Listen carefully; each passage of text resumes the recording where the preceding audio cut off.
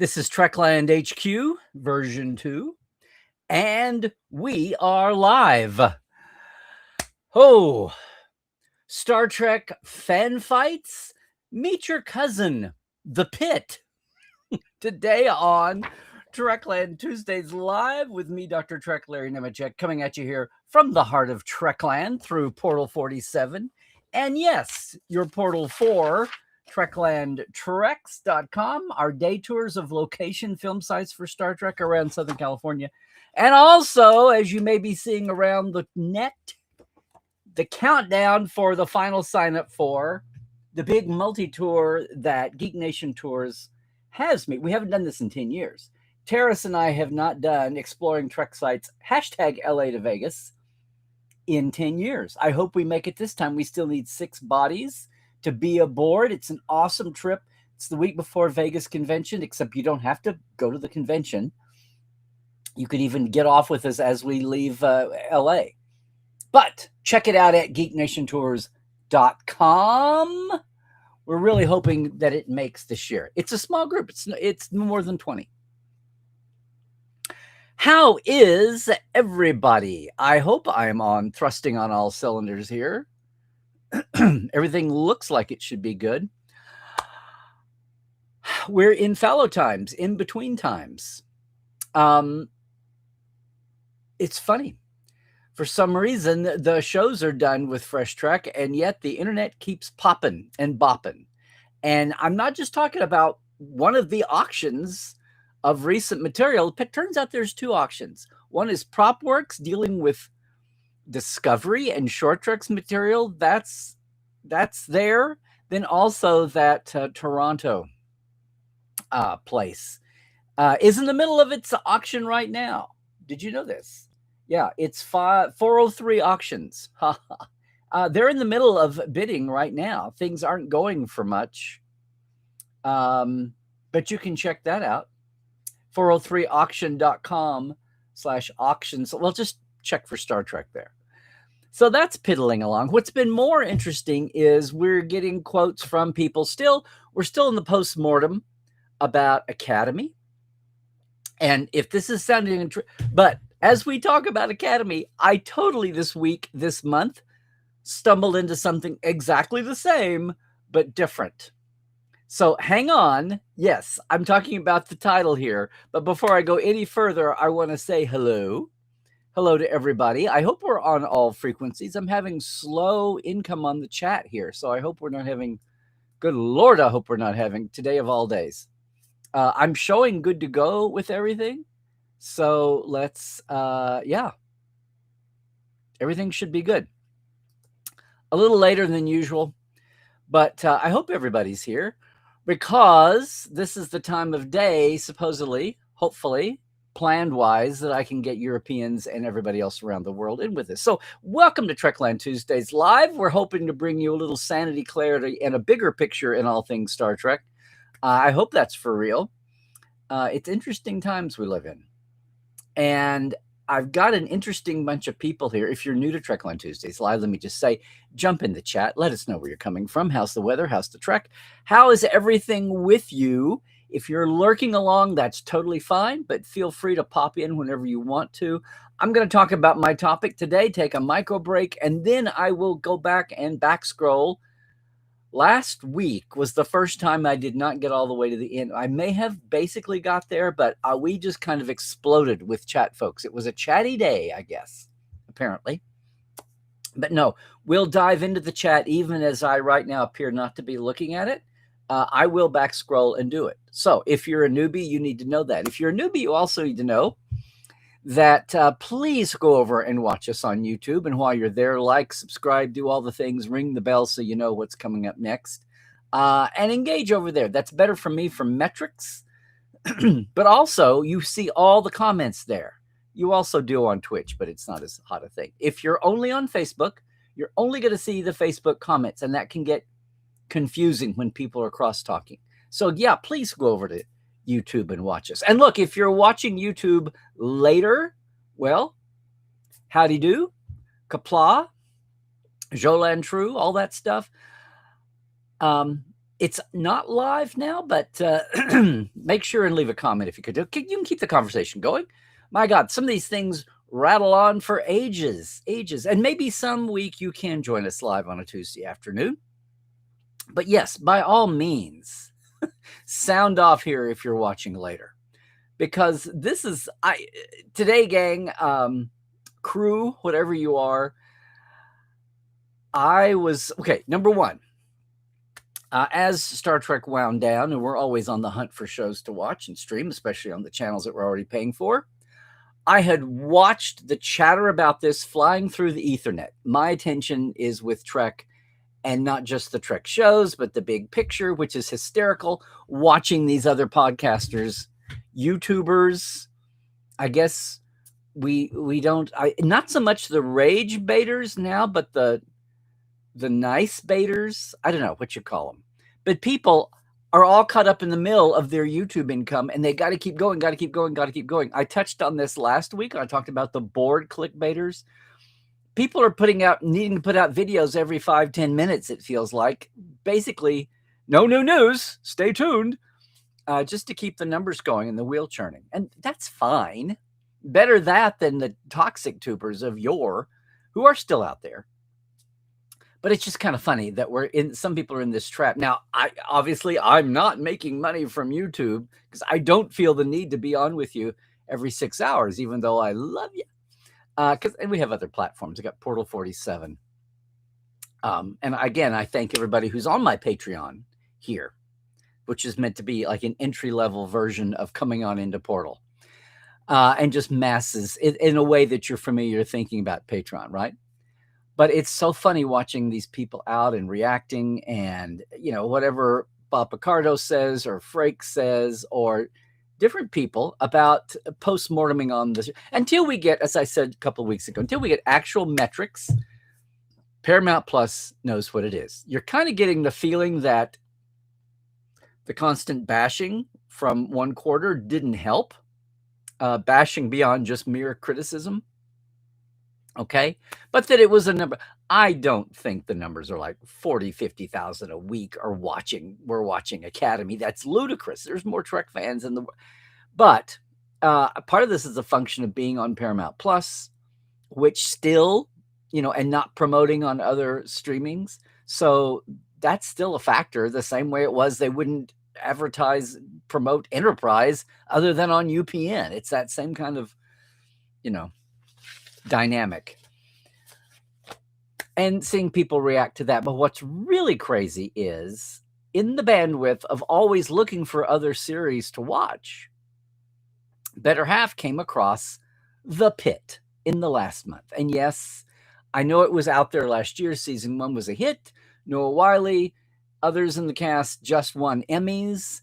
I knew it was a thing, but it was an intense medical drama. And I'm thinking, well, okay, fine. Medical dramas are so what they are. I didn't realize that The Pitt was set up like 24, where every hour episode was an hour of real time consecutive, which is a fascinating concept. Like I said, we know it best from 24. I don't know if anybody else has ever done it successfully beyond that. So it's still kind of a unique concept. And 24 has been 10, 12 years now. That said, yes, Better Half stumbled into The Pitt, saw it, caught up with the fact that its season 2 was in the middle of dropping weekly, and which, encourages fan discussion in the anticipatory week between episodes. And the fact that, unlike our Star Treks, The Pitt got 15 episode seasons. In other words, 15 hours of one given day for the realism factor.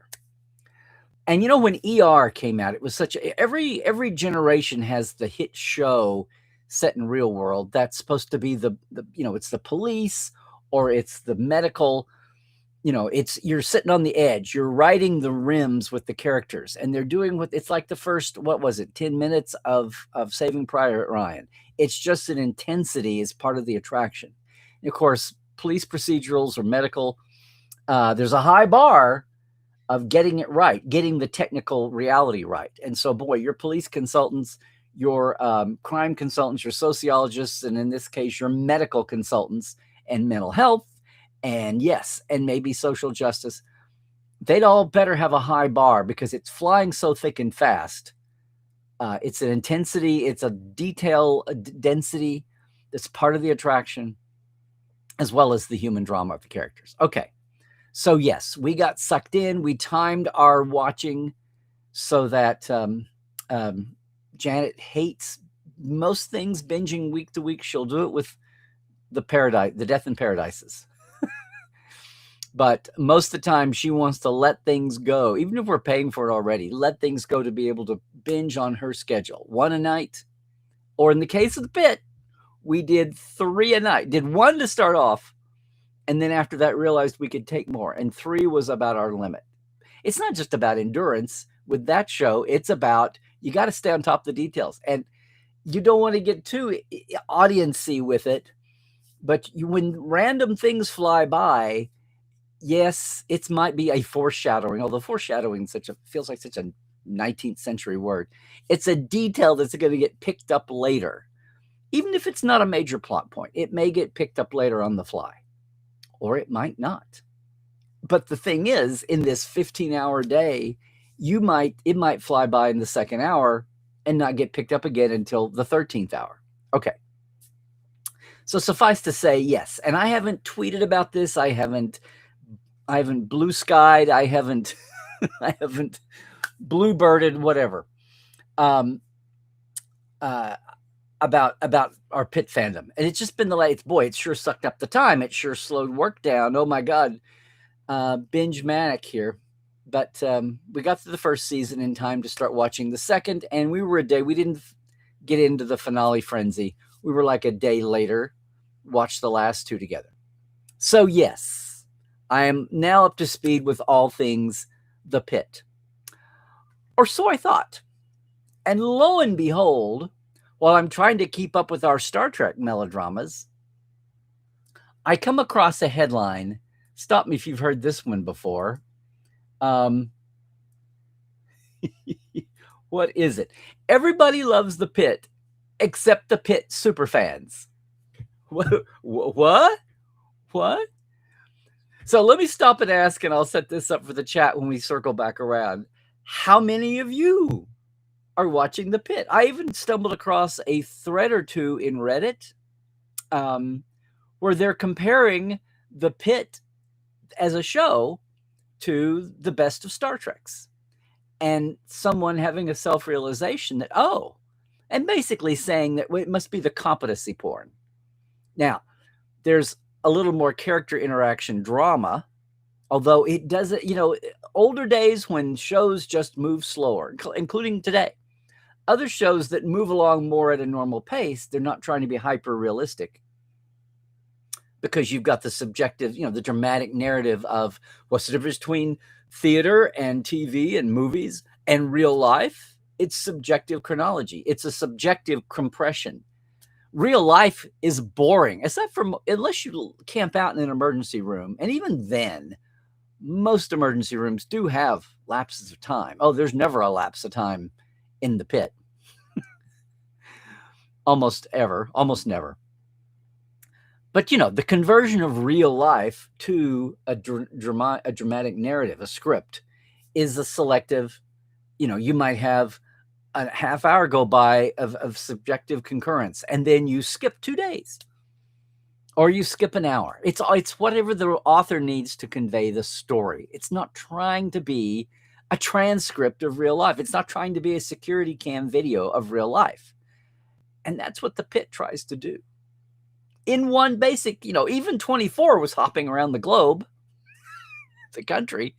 The Pitt is basically all right there in that room and adjoining that room, that series of rooms, right? Emergency squad. It's wild because, yes, I come across this. Everyone loves Pitt except I had no idea about this, because I think, fandoms. You can't be fandom unless you're genre. Fandom that I think of, Star Trek, Star Wars, Firefly, Harry Potter, whatever. Go down the line. Stargate, Doctor Who. You've got to be genre-ish. Marvel, DC, James Bond. It's got to be genre-ish to be capital F fandom. And everybody else is just fans. Now, I know, so shoot me now. I know. There's soap opera fandom. They've even had, what is it, Soap Con, Soap Fest. There's even been a con like con for them for 30, 40 years. That's fine. Talk about continuing characters with storylines. I can see nothing better suited to have fandom than. And of course, you have fans of all kinds of shows. Fans of the Monkees tried to save the show the way fans of Star Trek did in the 60s. You have the, not Euphoria, Eureka.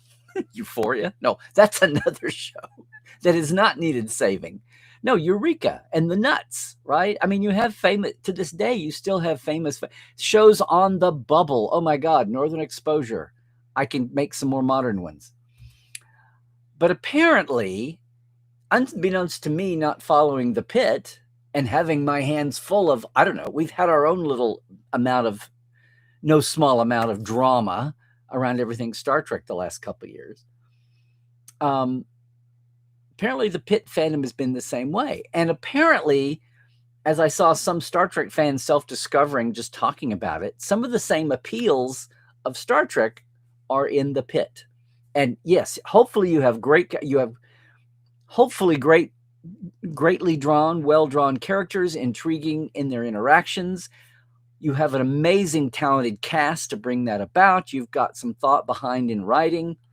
The Pitt is pre-written, and it's so intense that I don't know. There are probably some episodes that lag a little below others, but it all seems to blur together, which is part of the point.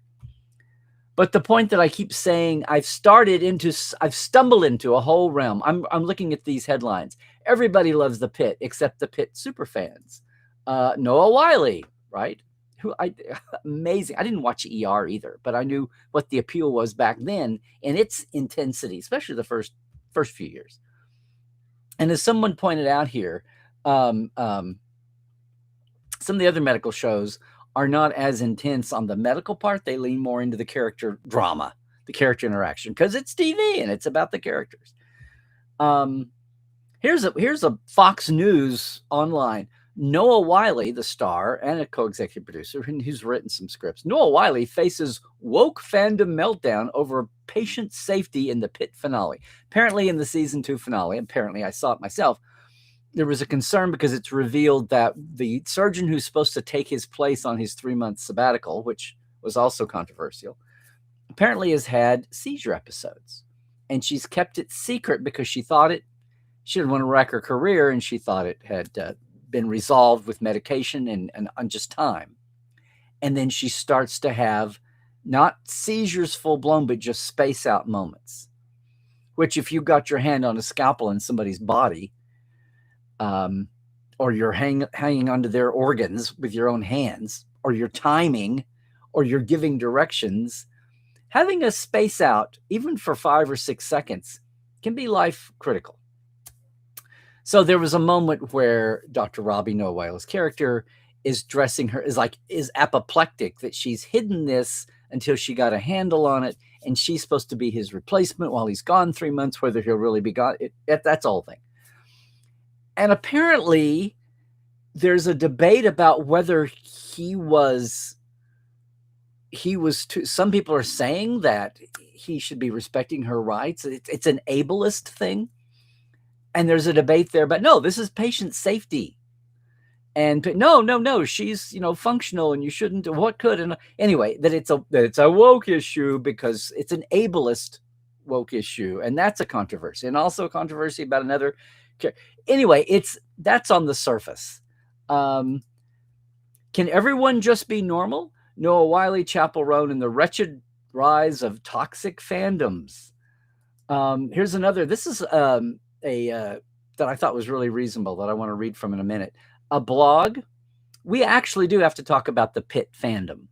Now, guys, gals, peeps, this all kind of came to a point on film. A writer, Chris Evangelista. Many The Pitt fans are proving that, yes, it is possible to be bad at watching a TV show, which was the take here. And again, I'm reading all this through the lens of where we've been. Well, okay, my not 60 years of Trek, but my 50 years of Trek, and with awareness of the first 10, but also every era since then, and especially the social media era, especially the dawn of Discovery, the Kurtzman era, and especially what we've just been through the last year or two. And it's funny because it's watching these writers come to grips with some of the same paradigms, some of the same landforms that we've been dealing here. And I say we, I'm talking about me being an online person, being around for a few decades, and those of you who are out there watching this, because I'm always talking about the great unwashed fandom that isn't involved in all this. They're the numbers, they're the bulk that are or are not watching the shows, buying the merch, buying the movie tickets. And how much of that great armchair fandom are we here? How much of that great armchair fandom is the sliver that's going to cons, going on the cruise, et cetera, et cetera? Because there you've got money and logistics issues. But just to sit at home, be able to pay for streaming or not, and watch your show, what's those numbers? What's those numbers? And it's fascinating watching this all happening with something of The Pitt, because The Pitt is an intense, well-drawn, well-written, well-acted and directed, and an intensity, and very smart with its subject matter, and very smart with its quippy characters. Can they possibly be that quippy in real life? Of course, I've loved quippy medical dramas, dramedy at least, since MASH, gang. I mean, come on. Everybody else is like an echo of MASH to me in that respect, because, oh my gosh, classic medical shows. I don't know. I didn't see Ben Casey or Dr. Kildare, but on forward from that, ER and all the rest, you got a few quips, right? It was like the James Bond level of quips. It was the CSI level of quipping. But you've got but it's also a factor of how tightly drawn the characters are. Now, if we got a tightly drawn character like this in Trek, oh my goodness, you're looking at Captain Maxwell territory. Captain Maxwell didn't quip much, but no, you're in Ensign Rowe, old Ensign Rowe character. You're there. You might have Captain Shaw after he starts to watch his world collapse. But it's emergency room doctors on the Pitt. Of course, they're going to be living on the edge. Of course, they're going to be tightly drawn, especially anybody that's been there more than a year, because they've all faced burnout. How do you keep going looking at the pressure and the stress, much less the tension? If Star Trek ever wanted to take on a format like that, where you weren't just bopping around in space facing dangers or facing new science, it was under a tightly wound clock. That might be a whole other dynamic to take too. So it's interesting watching this initial kickoff that was slash film, this Chris Evangelista. This was April 7th, and apparently just in the last couple of weeks, like I say, I stumbled into this. They're looking at all the positives. It's obviously a huge hit. It was such an impact at the Emmys, even the nominations that didn't win. And it's a show that is good enough that it has affected people. It's an audience. It's like, the simplest thing would go to an art museum. And if this is just intellectual exercise, okay, fine. But if you find a painting that really affects you, voila.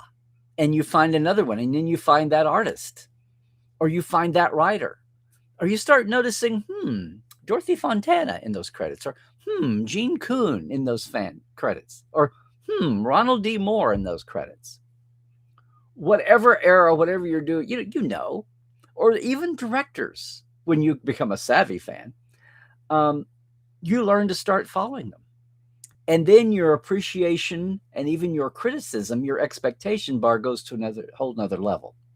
Now, you can be at that level and not even be in active fandom, as we used to call it here. You don't have to be online 24/7 or even going to cons to be carrying on with that at home, right? Well, apparently, all these mainstream folks, some maybe coming over from sci-fis, but probably many just ordinary mainstream people that never thought of themselves as a sci-fi fan have been sucked up with. I mean, it has to be. It's like it's the cultural phenomenon of the moment, right? And that is why it is. Stop me if you've heard this before. It is big enough so that there is a big enough sliver of 10% or 20% who are carrying on this whole conversation, but they're so in their own bubble. I don't mean that they're intentionally walled off from the world, but they're so in their bubble that they don't stop to think about proportion, because all they know is there's at least several hundred, if not several thousand people that they come across within the bubble. If you're lucky, you've got 500,000 or 1 million all doing it. But here within the 10 or 20,000, it feels like its own universe. And that is what's been fascinating to watch people grapple with or come to understand. And this first piece was talking about how the Pitt is a traditional show, aside from its 24-hour consecutive structure. And this realization that, thank you, JJ and Lost, it's not a mystery box show. And people reading into all kinds of things that don't go that way. It basically turns into fans that are apparently, this is me not watching much TV lately, in the last 5 or 10 years, aside from Star Treks and a lot of the British stuff, people are constantly looking. They're trained to look for the mystery box. This is his point. This is several things this has come down to. The characters are intentionally complex and flawed. That's what makes it interesting, but that doesn't fit people wanting nice, neat characters. It's just an odd mix, an odd confluence of opinions and suppositions and theories. And what's kind of coalesced out of this is this phrase that a lot of people are watching the Pitt in the way it wasn't intended. Or it's possible to be bad at watching a TV show. And that's kind of odd. It struck me a little bit the way I realized there was just a lack of savvy. 15, 16 years ago, the first time I did a Between the Cracks panel by accident because I'd lost my slides, forgotten my slides. I had 300 people in a room at a Dallas Comic-Con and nothing showy, flashy, or obvious to talk about. And I thought, well, people keep talking. They have no clue how TV is made, how Hollywood is made, how the difference between TV and movies. And of course, Star Trek 09 had just come out. People were starting to gripe about the actors not doing more conventions after the original PR tour. And I realized how so many people didn't understand this marriage, this three-way between the business, fandom, and that unique thing called Star Trek. And so I started talking about that. And that was the origin of my Between the Cracks shows. And reading these again, on one hand, we've now been immersed for 15 years since that moment. The world in Trek and outside of Trek is far more savvier. We've had 15 years of Blu-ray bonus features with writers and directors actually getting a spotlight. The last 10, 11 years, Portal 47, the world has actually turned to paying attention to writers, much less directors and even designers. Oh my gosh. Outside the nerd circles, outside of Trek yards, other people paying attention to this stuff. It's wild to think at some of the just ways of thinking, the organizational structures as the audience evolves is affecting these other fandoms too. And they've never been. Now, look, Star Wars has had its own case. It's the burden. It's the longtime franchise's burden, like Trek, like Wars. James Bond, totally being movies only, just said, fuck, we're going to just recast people as it goes along. And as the tone and the culture changes around us, we'll just change with it. So no, you're not going to see insert footage from Dr. No stuck into the next Bond movie. No, that's not going to happen. You might see cute nods that don't have to, deal in paradigm. But that's James Bond. That's not something else. And, each franchise, each long-term franchise has its kudos, and we've pontificated on this. Star Trek is unique because it has, even if you're not a canonista, it has kept the canon going. What some people apparently forgot about the last 8-10 years is that visual canon is as important as concept canon. And yes, you update. You can't help but update the look, but you don't update the design, at least to the core. All that said, it's fascinating watching these other. The hottest thing right now has had a fandom issue, not the entire fandom, but a certain amount talking about it, where it's actually people are harassing writers. Boiling down to the fact that, well, let me see here. This is this blog post. We actually do have to talk about the Pitt fandom from Esther Rosenfield. Okay, and this is April 17th. Okay, 4 days ago. See, this is all kind of coalesced with all the hoopla around the finale of the Pitt season 2. It's really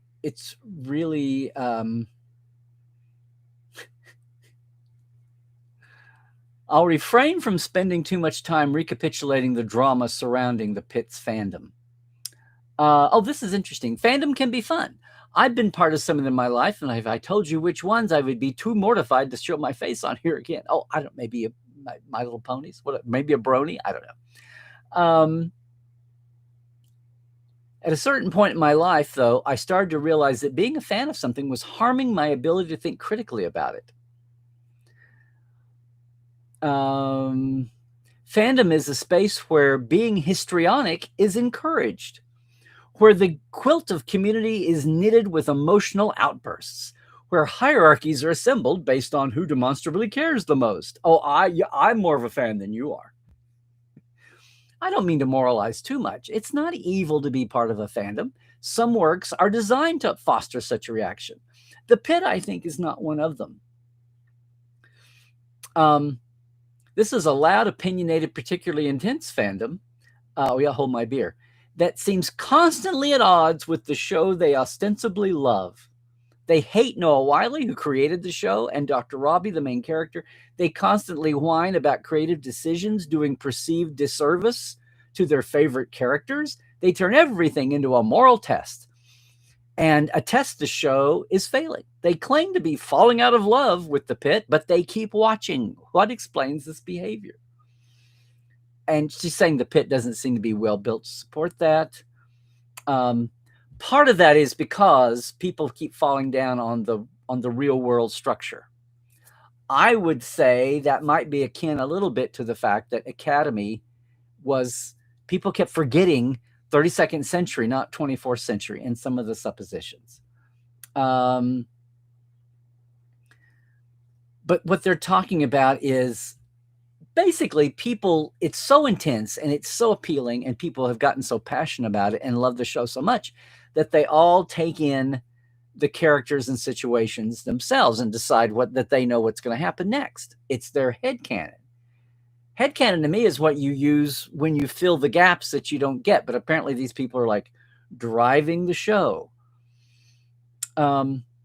The behavior of this fandom is a little more complicated than the lack of media literacy that's been the constant refrain the last 4 months. I don't think these people are just stupid and watching the show the wrong way. See, alternate take. Their behavior is actually much more calculated than it appears. You need to understand this fandom in the context of a sincere belief that they possess a partial ownership of the work and the ability to reshape it to their desires.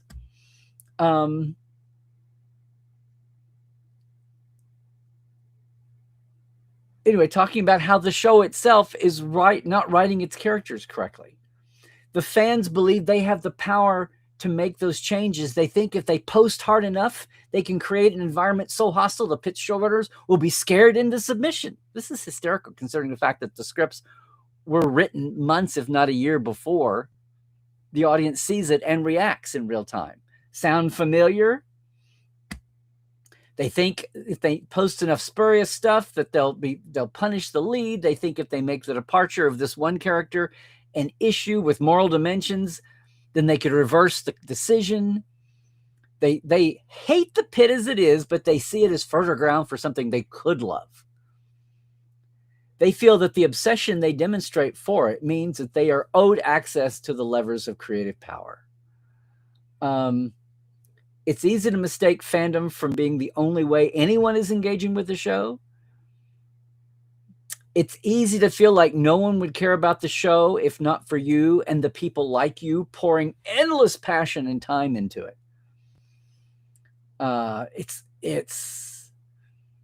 Fandom has long been a space for outsiders, so perhaps they aren't aware to the extent to which they have monopolized the conversation and pushed out different ways of thinking about the show. She says that's the generous view. There's also some arrogance. They feel they're owed both privacy and a seat at the table, to be ignored but to have their hands on the wheel. And they have made their existence a moral issue, as though fan is an oppressed class of individual. Admittedly, the pit itself does not seem to have taken the bait. The cast and crew alike have approached its fandom with a light touch, occasionally often being bemused. Reactions to shipping and fan art, but refusing to be in dialogue direct with anything but their own creative instincts.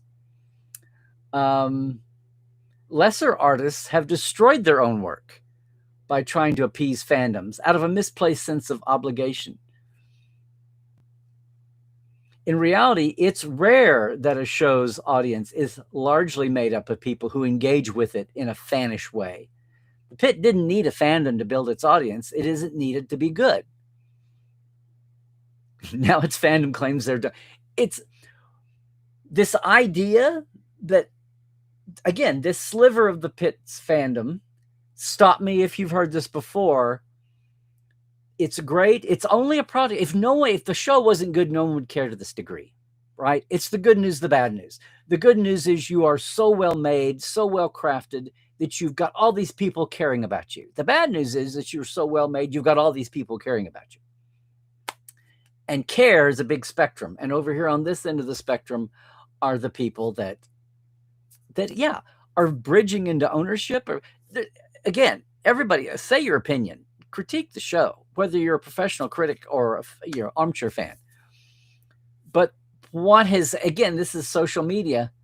I saw the same thing, gang, in the Interstat days.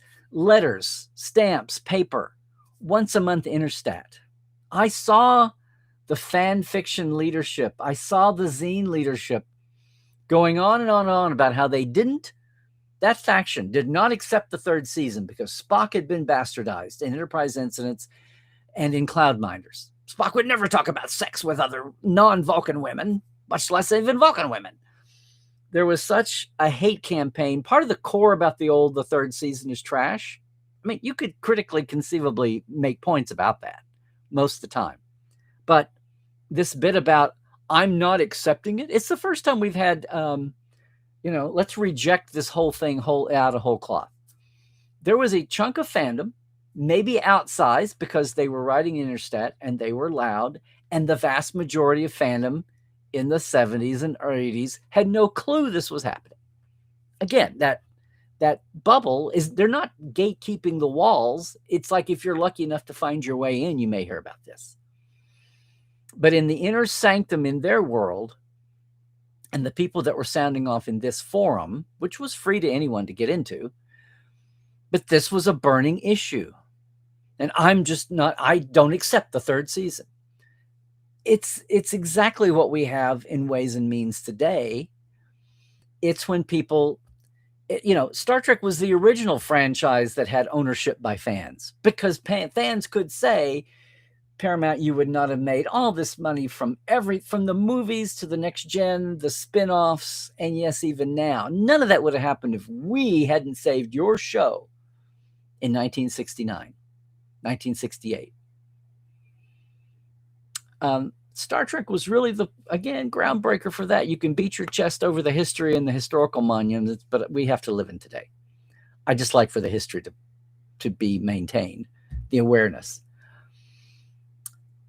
What this comes down to is what this one blogger was saying about they think if they post hard enough, they can have an affect. Forgetting the fact, again, that they're doing this a year after the scripts have been written. Now, maybe an affect for the next season. Well, joke's on us in Trek.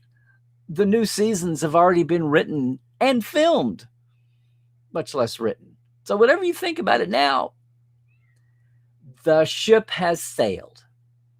And that is my bottom line here. I'm reading about the Pitt's fandom and reflecting back to modern Trek fandom. And not all of the fan base, but the ones who tend to show up because they care and they're passionate. But at times you can take that basic feeling of I care what happens to this. If I didn't care, I wouldn't spend all my time here.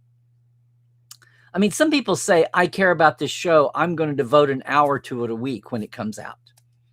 And that's the most basic kind of loyal fan, is someone who shows up and they add their number to the number, whether it's Nielsen ratings or the crazy old school or the crazy digital ones or whatever. The internals of a streaming channel that don't ever get shared unless it's great PR. That's how you could spend time on a show, an hour a week watching the show. And remember water cooler conversation? People talk about how the Pit is the closest thing we've had to water cooler events in ages. Fine. Yay. Sure hadn't been a Star Trek.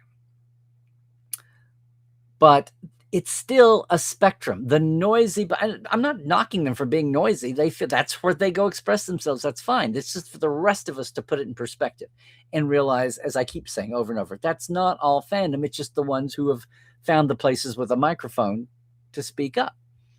And that includes tubers and podcasters. And we've got everything from discussion moderator hosts to, solo pundits. So I'm part of that club too, but I like to think that my journalist background, I look around and see what's going on. I like being a commentator.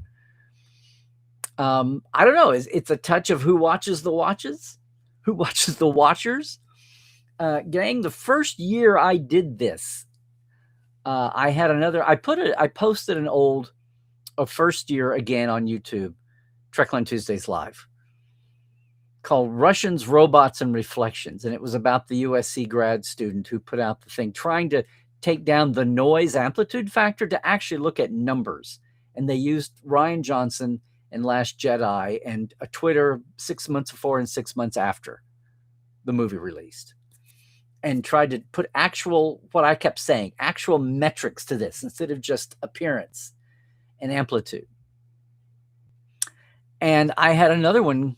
I did another show when just the Toxic Tubers came out of nowhere that first year of Discovery. Two women of color leading a show. Oh my God. A Star Trek. And I called it Who Mocks the Mockers? Because I felt like no one was standing up to push back on this. Now, eventually it did. And 47 people a week were watching me back then. That was not, do it. But I felt the need to say something. But this has all made me realize, once again, I may not be the typical fan in many ways. That served me well, but sometimes I have to go, they do what? They think what? Star Trek to me was always very much not mine. I'm a fan of it, but not mine. The first things that hit me, my first stab, the first things that I was passionated to do because of Star Trek. No, I didn't sit down and write Ponfar stories about Spock. No, I didn't sit down and write slash fiction. I didn't write fiction at all. I wanted to know why they did. Why I wanted to flesh out that damn universe, world building. I wanted to, gap fill. And then when things were a little wacky, wonky, I wanted to smooth over the canon bumps, which today is retconning. But that's where my passions went. We're all affected differently by something that we're engaged in. And I could acknowledge that, especially when I was reading all the books that came. Star Trek Lives and the World of Star Trek and the Making of Star Trek. And and making trouble dribble. I mean, the early books would say, oh, it's Star Trek is hopeful and optimistic. And I'm like, oh, yeah, well, of course it is. It's the future. And then Gene Roddenberry would say, yes, it's the future. And if you enjoy future tech and future gadgets and meeting aliens, if we don't learn to get along, we'll blow ourselves up and never get to that stage. So you have to assume that by that time, this has been happened. This is the assumption. Or else we never get that far. There's an actual sociological scientific name for that, where civilizations get to a point they either pass self-destruction or they move on. And maybe the reason we haven't encountered more intergalactic civilizations is because that's a really high bar to get. And maybe we'll meet the same fate.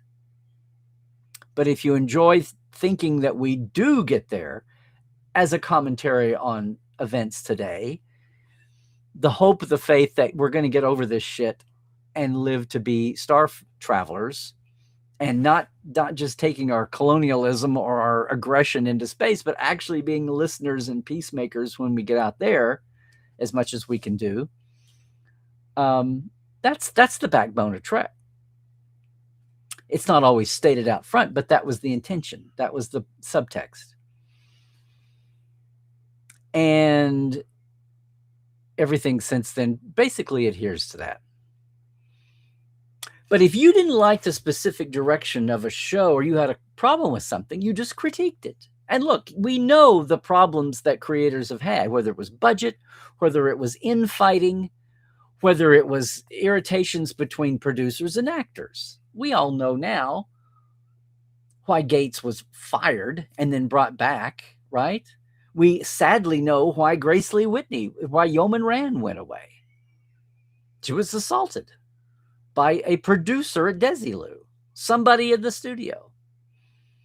And she doesn't name the name, but she finally says it puts that in her book. But nobody knew that until Grace Lee came out with her own, her post years and years of sobriety book and her crazy life in Hollywood with tragic times. But all of those behind the scenes stories, come out eventually. There's criticism, and then there's, here's the reason. Sometimes it's a conscientious artistic choice. Sometimes it is, what was it? First Contact went big. We should lean into the Borg more on Voyager.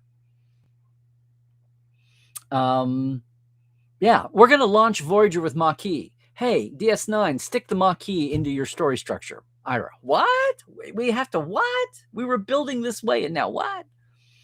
Yeah. Oh, we're going to bring Worf to DS9. We're going to have a Klingon war. What? We were just working on the Dominion. What? I mean, we have oddball, we're going to cancel you, Enterprise. Come up with something radically different. What? Okay, how about the Xindi? And we'll have serialized storytelling for the first time, really. More than 8 episodes at a time. So, we know that. But basically, by the time it's written and done, my philosophy that I didn't even think about, it was unexamined until the years have made it so. Since the coming of Discovery, was by the time we see something on screen, that ship has sailed. You might love it, you might be lukewarm, you might hate it. The only thing you can do is, yes, put out criticism, and I mean critique criticism, not bashing, but explain your rationale, explain your points, state your case. And maybe you affect going forward in future. Of course, the old school denominator was, are the ratings going down? Well, then we have to do a mid-course correction. Do we need a refreshening? Well, then we'll bring in Worf. We'll create 7 of 9. We'll bring in the new Vulcan female character, whether it's Majel or T'Lyn, or who is that Vulcan woman in the next season of Strange New Worlds? Is that the savior grace now for shows? Or the freshening point? No. The ship has sailed. What gets me is the people that rail and rail and rail far beyond anything you might actually be able to do to affect, knowing that in the streaming era, the next thing you see is probably being written already, if not already written, may have even been filmed.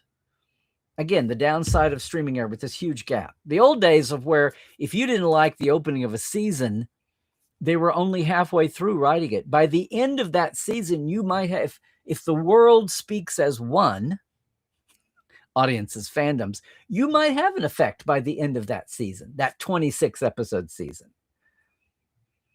That's not the case anymore. So not that in a big picture you should or shouldn't, or just to have of course you can. You have the right and the freedom to do that. But what's your bar? What's your expectation? What's your goal? And what should this block expect? But to be mindlessly driven, manically driven, as this blogger said, because you think that the harder you post, you're going to affect. Eventually, maybe. But in the moment, no. But the biggest picture of all is when I say that ship has sailed, it's like it's their boat. It's not mine. And if it sounds cruel to say, well, if you don't like it, take your toys and leave, that's kind of the way any consumer is. You can give feedback, and smart capitalists love to get marketing research and data. Again, in the old days, TV was just the ratings. That's about all the feedback you needed, as imperfect as they could be. It's a much wilder, weirder time. We have smaller size samples, 10 episodes, or 15, the case of the Pitt. Smaller size samples, longer delivery time, all of that. But this whole blow up in its own little world, I don't think Star Trek universe world, I haven't seen any other bloggers or YouTubers talking about this. I just stumble into it. Just happenstance. But to stumble into this world and see people comparing the people in the Venn diagram crossover, what's unique about the Pitt is the high bar and the intensity and the quality. So bang, it explodes in popularity. The popularity size brings with it enough of a sliver, stop me if you've heard this before, where you can have this kind of interaction going. That's not the mainstream, but it's still, and because it is engaged with communication, it's going to cross over into essays and blog writing. And you know what? I got consumed with this just in the last couple of days, looking for a topic for this week. Because I knew we're in the dead times. And I don't want to talk about the online reaction to not just Academy, but to the future of Trek and Kurtzman and what the Ellisons are up to. I was talking about that a year ago. In fact, I started going back trying to find the times year and a half ago in between Fresh Trek, where I was saying, guys, this is on the horizon. This is a year later. Now the world is consumed with it. I hate talking about it every week. It's kind of where we are here a little bit in a news vacuum. Although, hey, it's still the anniversary year. We've still got the cons coming. People are still finding ways to celebrate and enjoy their Trek. There's still many firsts to get out there. There's still lots of people who have not been heard from. Portal 47 is gearing up now.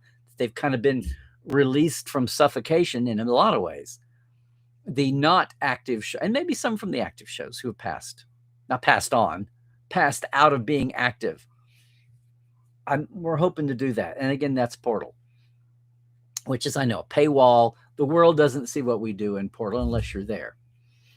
But we have guests here, and we have guests on the Trek Files, and the rest of, hey, we're having a wonderful increase in thoughtful, intelligent, savvy podcasts and YouTube hosts coming along. Some of them I have watched when they were babies. Some of them I almost feel like they're my kids. So if I've had an effect, that's great. But man, to stumble into this about the Pitt and have a few people who overlap the Venn diagram circles into Star Trek and genre fandoms to realize what they're grappling with is this, because apparently a lot of people in Pitt fandom, this sliver, this 10%, 20%, maybe closer to 10 with those numbers, with those mega numbers. But apparently lost track of the fact that the ship has sailed and that it's not their property. And you can feedback and comment, please do. but you will eventually change something the way, creatives have always been affected and changed. In the old days, comic book stories. In the old days, I don't know, Agatha Christie, Dashiell Hammett. I mean, what's his name? Hated what fans were thinking about Sherlock Holmes. The world moves slower when you got one book a year or two books a year. The world moves slower, but the feedback loop and the dynamic apparently was kind of the same. The great majority just read it, consumed it, enjoyed it, or they didn't. But the fact that you're talking about something means that probably a lot of people did enjoy it, and that brings its own baggage.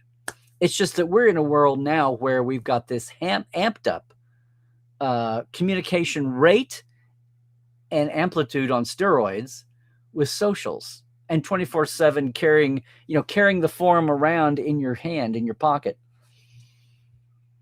You can talk, you can comment, you can react anytime, anywhere. And now you can do memes and TikTok videos and react that way. So it's not just words. It's fascinating to watch this. And I love how they talked about old fandom, they talk about the first season versus the second season and people just finding it second season, which was us. And talking about old Pitt fandom. Like, the show's only been out for a year. I'll see your 1 year and 3 months and raise you 60 anytime. But it's not a contest. It's not a contest. It's only here for us to evaluate and compare.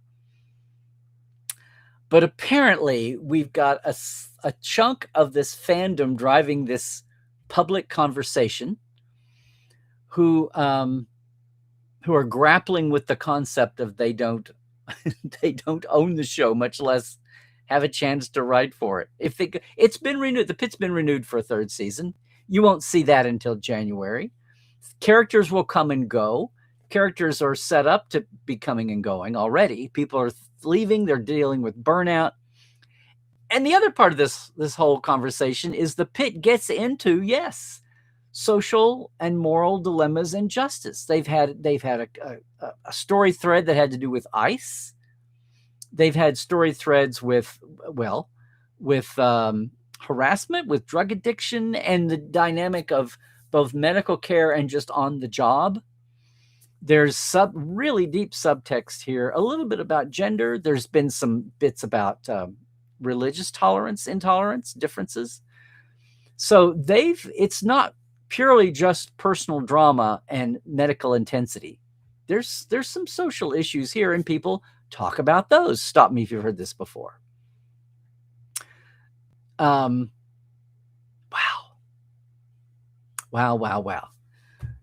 The what was that headline? The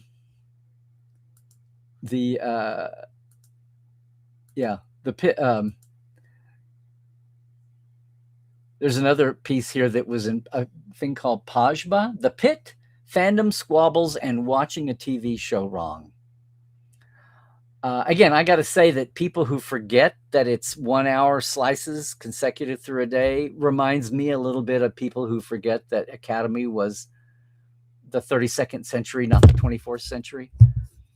And that in 800 years, there's plenty of time for clone races to be regeneticized to be intermarriageable, for cultures to evolve a little bit, for cataclysms to have a cataclysmic effect on cultures.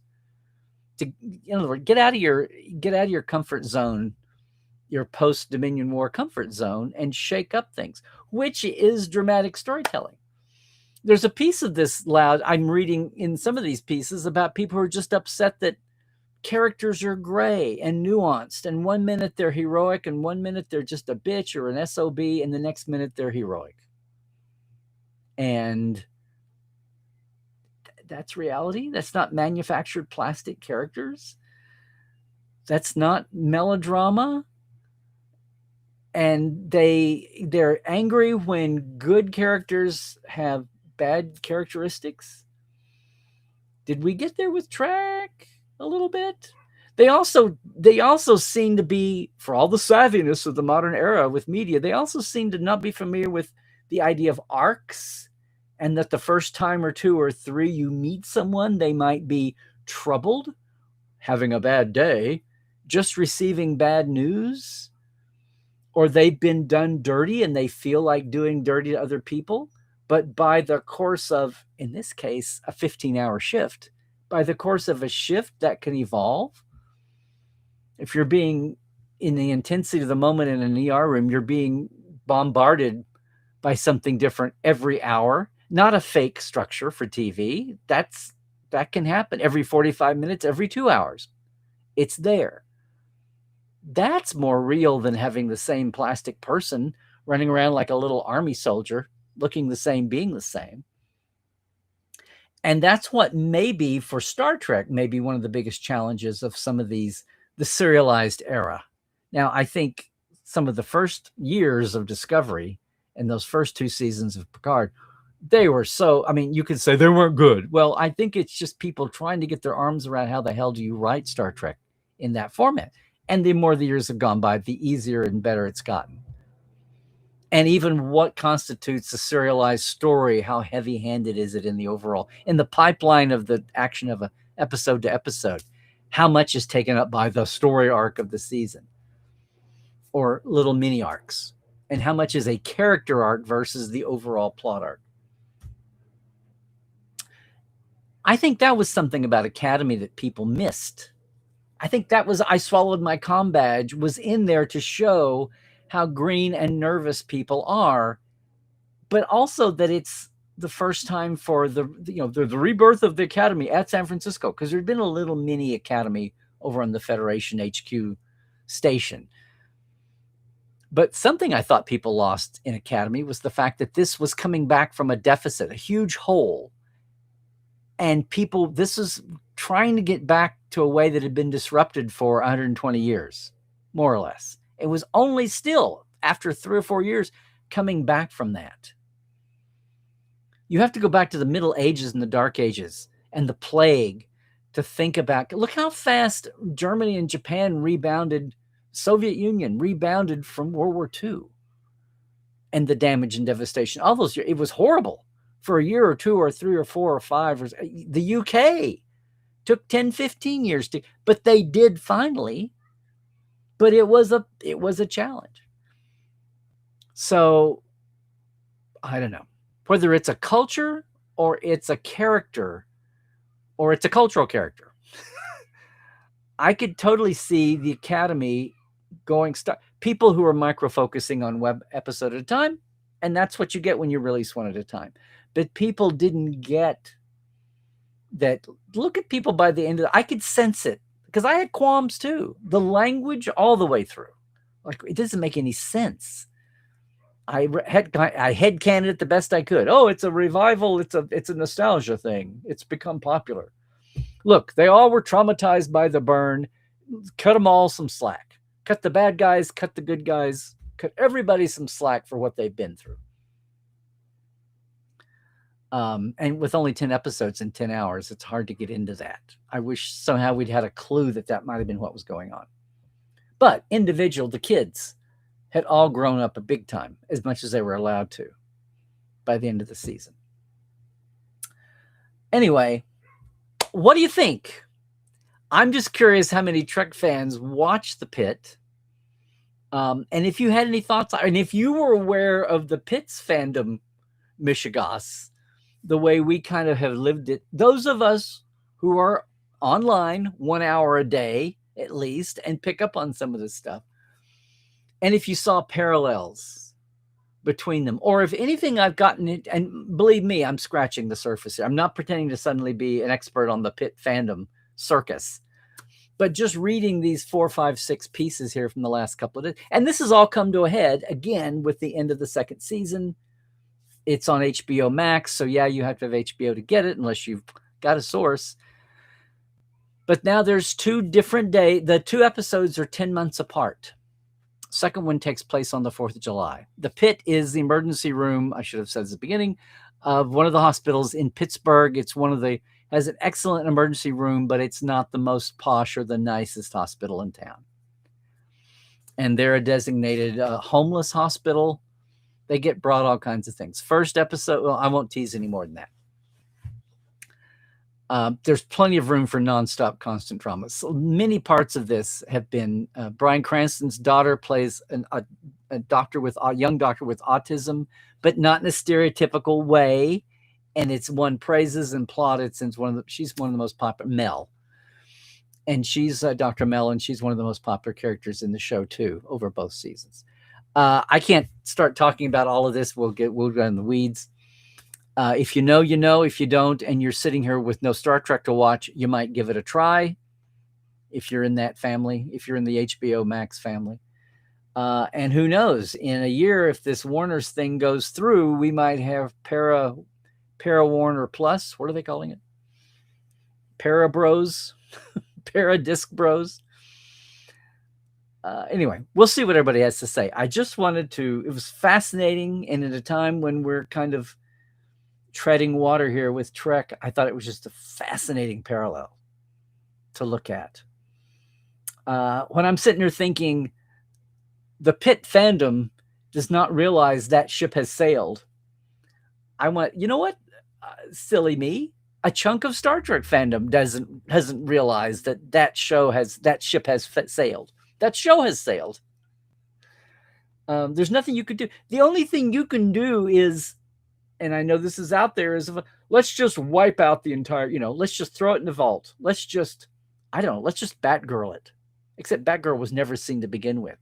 Do you really want to what are we going to do? Song of the South it? Is that what we're going to do? We're just going to throw it in the vault and pretend like it never happened? That's an extreme. Then you lose the good with the bad. I don't want to lose Lower Decks. Are you kidding? Or Prodigy. Even Picard season 1, you stupid Northerner, gave us the difference, gave us the explanation for bumpy and smooth-head Romulans. I don't know, we can go down this path anyways. Anyway, what do you think? I'm going to take a micro break here as we wrap up here for the later crowd, and we'll be back in a second for our live chat. Is this all new to you, or are you watching the Pitt and had no clue about all this drama on the side? Don't you wish you could? You're watching me today. Don't you wish you could watch Star Trek and have the same break? This is me watching Star Wars. I can just sit here and watch it and think about and react to it in the moment, and not worry about the big picture, unless something is really crazy egregious and it's even going to affect me. The way I saw lots of completely detached armchair Star Trek people kind of look at me and go, Discovery is supposed to be 10 years before Kirk and Spock? Now, that's when I knew we got problems. And somebody overlooked something. Yeah. That's another topic for another day in hindsight, as we get closer and closer to 10 years since the launch of Discovery on screen. Otherwise, guys, for right now, I do want to say thanks for joining me here. And again, for those who are really fans here, yeah, let me move this. Thanks for our Patreons. Yeah, I have a small, humble, but it's growing. It's creeping up in size each time. So yes, thank you to our TTL clubbers. Thank you, Chuck A. and James Kerwin, Dana Hopkins, Hebyard Gunn Janssen, Lawrence Todd, Chris Jiggins, Mitch Keith, Keith Rombach, J.R. Poole, Pranakasha Productions, Comedy Forecast, and Andrew Jazemski. And look at our live wires growing here. So thank you. Our couple of our newbies here, Toby Peregrino, Elizabeth Stretz. Elizabeth came over from the Roddenberry Mission Log Patreon group. Thank you, Elizabeth. And Josh Reeve, another newbie. We got Gary Williams, Rob McLean, Byron Bailey, David Gall, MJ Frug, Chris Garris, Brandon Coles. Sorry, Brandon. Why did I say that? Dave Gregory, Jesse at Crusher Convo, Donna S. Runyon, and Casey Shafsky. Thanks, everybody, so much. You can be a Patreon supporter, too, here. I keep it simple. It's just $5 and $10 a month. A shout-out and access to older Portal 47 interviews. I know I have to update that. It's patreon.com/Trekland Live. Really appreciate that. I mentioned the Roddenberry Mission Log Patreon. It's totally different. For $1 a month, you can have access to all the message boards, all the on disco programs and meetups live, which is also where, for $1 a month, and all of that, it's where you can join the Trekophiles Tonight group and the community and the message board there. Everybody who's supporting the Trek Files and wants to talk more about it. Trek Files is on hiatus. We'll probably be on hiatus at least another month, hopefully another month, no longer, for season 15 coming back. The first 14 seasons are at thetrekfiles.com on Memory Alpha. But you can see all the Roddenberry podcasts at podcast.roddenberry.com. Follow us. Yeah, the Facebook is still there. It's still there for following. We're not, the Trekophiles is a great way to get to community that we didn't have before. But as far as follower counts, we're still finding the way to do that. Anyway, we've got some awesome shows, some in the can already. We're going to have an awesome start to season 15. Can't wait for you to join us. And if you can join us otherwise live, if you're in SoCal, you got a day to spare, take a Trekland Treks day tour. We'll go to 4 actual film locations that you choose with my help, and you get there with my help. I'll concierge you. We'll drive, we'll handle the traffic, we'll handle the crazies that come up. You're not alone wondering what's going on. It's an awesome day. A lot of folks here have done it. Check it out. It's treklandtreks.com. This year, for the first time in ages, if you want an even bigger experience, it's the Geek Nation tours. Boom. It's our 5-day exploring Trek sites, Hollywood to STLV, Trek Vegas. The week before Vegas Con, attendance not required, but it's an awesome 5 days with a small group. And if you're foreign, if you're traveling by yourself, if you've never been to Vegas, much less in the States before, it is a great way to pick up some fans. And remember, they're all Trek folk. Awesome. Great memories, great living experience, and wonderful people too, even if Terrace and I are around. Gang, if you're leaving us right now, please first like and subscribe us here on YouTube. The numbers are growing. I just passed subscriber 3,000. I know that is so sad in the big scheme of things, but as late as I got into promoting this, just the last 2 or 3 years, and I don't clickbait 8 times a day. So sorry, but that's where we are. Otherwise, it's Larry Mitchuk on Twitter and Blue Sky, Larry's Trekland on Instagram, on Facebook, and that's it on YouTube. And portal47.net. If anything I have said intrigues you about wanting to dive deeper into the backstage areas of Trek, I almost say no actors allowed. I think I've got a couple of actors I want to go to, but it won't be about their acting. That's in the future. We're coming up this year, will be this fall, will be our 11th anniversary after the big 10 years last year. So gang, if you're watching us later, hopefully you can join us some Tuesday afternoon at 1-ish Pacific, 4-ish Eastern, which means it's still just 9-ish UK time, 10-ish Central Europe. All righty. Hey, everybody, please, as we go forward in the year, we're celebrating anniversaries. Folks are traveling. Some folks are not traveling, and they're staying home. Whatever you're up to this year, whatever you're doing, please, stay healthy. Do all the things. Stay awoke. Check the sources. We're starting to have AI slop affecting Star Trek. None other than William Shatner and Picardo and Frakes and others are calling out the crap. I had one just celebrating original series. It was clearly AI trying so hard to look photorealistic, and the McCoy looked nothing like McCoy. They were trying to do gallery shots. I posted about it. Our work is fine, but when people start using the power of CG AI to just say, oh, look, I found some new photos that are obviously not. At some point, that whole channel, that whole method is going to be almost imperceptible from reality. It won't be so easy to tell the fakes. And, oh, God, protect us.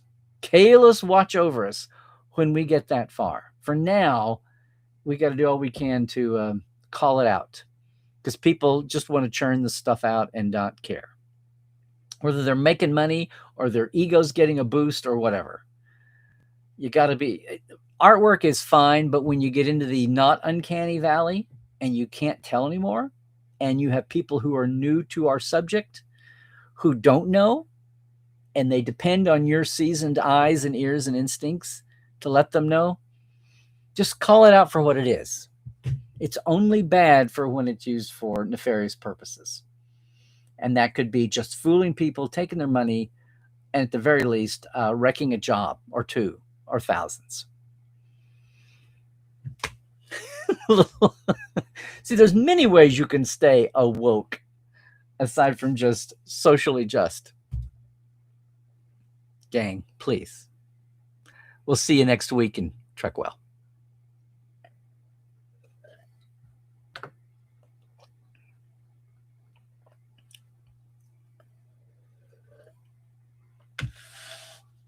Okay, gang, did we blow up again? First of all, can I not do this?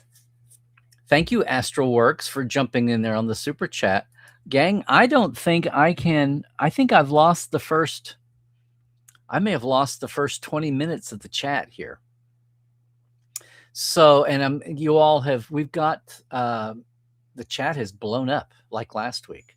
So I'm going to dive in here. I think I've missed, oh my goodness, I may have missed the first 10, 15 minutes of the chat just because the capacity here in Restream has gone back. Hopefully the YouTube has got it there, and maybe we can go back later. I'm just going to jump in here, Asterworks. So thank you for your super chat. A lot of negativity, but it's still by far a minority of Trekkies. Yeah. The 40,000 number was a lie, of course. That just doesn't make sense. Yes. Keep waiting to watch the pit, but I just haven't gotten to it yet. Okay, well, hopefully, Ed, I haven't spoiled anything too big. But you did love 24. Okay, cool.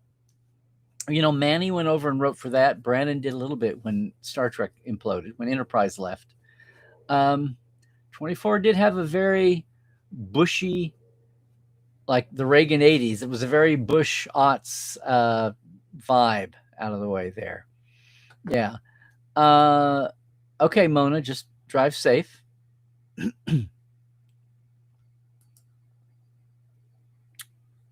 Yeah, my figure. Again, I'm not going to paint myself as an expert on this, but Grey's Anatomy is about 18 years, 19, 20 years. But again, I think the point there is Grey's Anatomy, it's all about the characters. It feels like a traditional drama. You didn't have the heightened intensity and this specialized structure. And being a normie, what, 20, 22 episodes a season, whatever they're doing, there's plenty there for people to not get. It's not compressed in time. It's not, packed into a 15-week release schedule that you wait a year for. But it's had its share of fans, and yeah, that's a whole. I don't want to put my foot in it here, but I know vaguely how soap opera fandom works, and Grey's Anatomy feels more like an offshoot of soap fandom because it's more about the characters and not so much about the issues. They may do an issue show or two a year, like an issue show, like people would do the AIDS or the drug, like TNG did. They did the Nancy Reagan Just Say No scene that seems so clunky now. Yeah. Hey, Chuck. And again, guys, I lost apparently the first 15 minutes of the chat was compressed out. Yes, this is what we do with Murders in the Building, but it's because we only pay for Hulu that 1 month. Because we've already got, for different reasons, Netflix and HBO Max and Hulu for the Paramount Plus, and we have to have Discovery Plus and BritBox. Those are what. Everybody. Okay, Zahir, is this a compliment or a backhanded? The Pitt does character development as well as Trek does. Where are you coming from? Is that a positive or a negative, the way you say it? Happy Harrimans to you too, Sean. Hey, Astral Works. In the next week or two, I'm going to start releasing. We've done all but the last 4, I think. But Cadet Alice and I are going to. I need to finish. I never finished my second opinions on Prodigy. We were doing like 3 or 4 episodes at a time. You might want to time your season 2 rewatch with Cadet Alice and I in a couple of weeks. Haven't seen the Pitt. I hadn't either until about 3 weeks ago. And then boy, did we go in deep. Thank you for this advice as always, Sean. Yeah, see, I need to, well, I'm going to decide to binge For All Mankind again. I watched the first 2 seasons and then just dropped Apple, and I'm going to have to take Apple to catch up with For All Mankind. And something else feels like was partly there too. Oh, good. Jesse, speaking of the ER, good, no strep. Good to see. Yeah, good to see George with a good birthday cake yet again. A birth take. Birth decay. Yes. Thank you. In my head, see, I didn't watch either show. Thank you for that. See, they're kind of Jericho, Eureka, 3 syllables, lots of vowels. Stupid me. I just remember the Nuts campaign because it was the last thing somebody said at the end. It was like a defiant. I mean, he wasn't role playing, General McAuliffe at Bastogne. It was Jericho. Thank you. I'll try to stick that in my brain. But it's a classic example of fans trying to save a show. And what they got a mini 6-episode season or something. They got to wrap up to this show rather than just ending abruptly. Not unlike Strange New. Star Maidens is wacky fun. Okay. There's a vote for Jericho, Chris. Okay.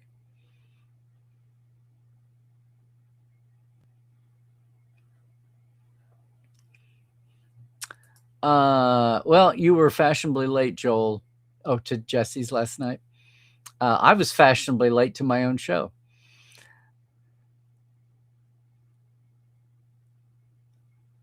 If you love Star Trek, you have to watch Artemis too. Yeah, it's the sequel.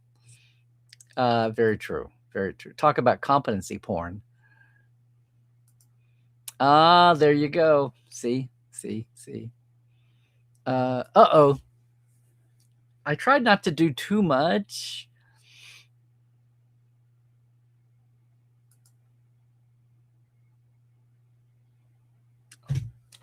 Oh, guys, I am so sorry. I thought I was just doing light strokes, but I bet a couple of things I said. Okay.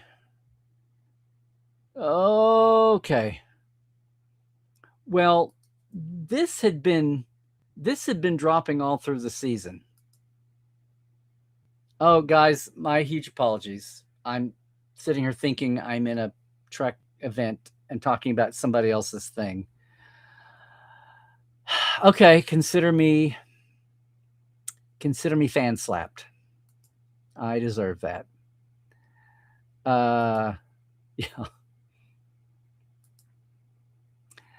Well, that's the other thing. Not a spoiler. Issa Briones is one of the major characters and gets a lot of acclaim and a lot of fan attention in this too. Felt like your Star Trek world collided with seeing Frakes at Noah's star reveal and LeVar quoting Noah being top 100-inch. Yeah.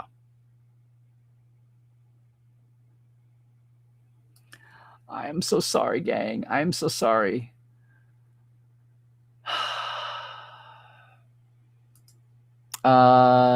On the upswing, Paul Giamatti is on name dropping. Okay. Glad you all had this conversation. It was. I learned much about her and what she'd been up to in between times. Why can't we just bring back the Hitmakers? Well, that was kind of the plan when Discovery launched.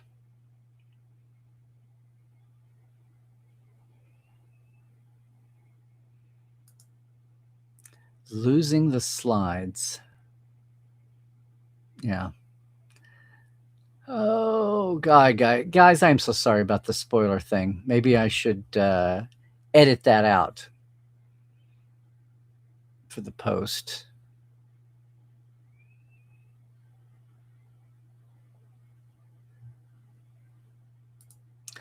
I know it happens a lot in, depending on the room, obviously, but they can't help but not, or they have the main writers try not to, but maybe assistants on their own or by instructions are paying attention to fan reactions, and they feed it through secondarily. But these rooms have gotten so big, it's kind of hard for 8 or 10, 12 people. Oh, hi, Robo. I'm glad you were looking. Huh. Okay.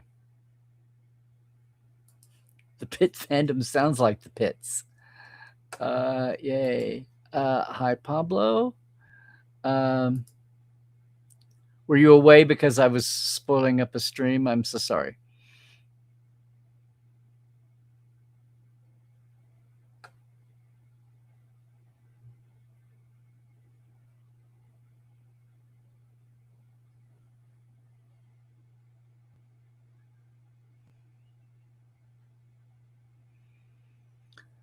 Oh. Welcome to the world of toxic 2026 fandom Pitt fans. Astral, you sound like you have experience, or only tangentially, Pablo. Yeah.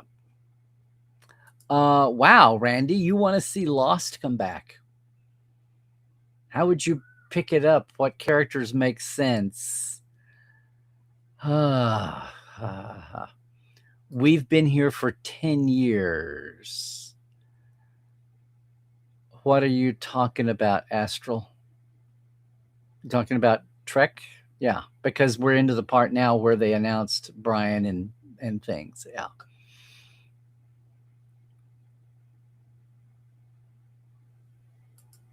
That's Chris, that's not true.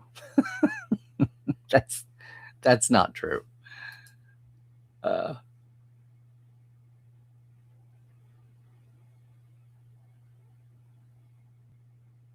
Academy got a lot of love on last night's of your show, Jesse.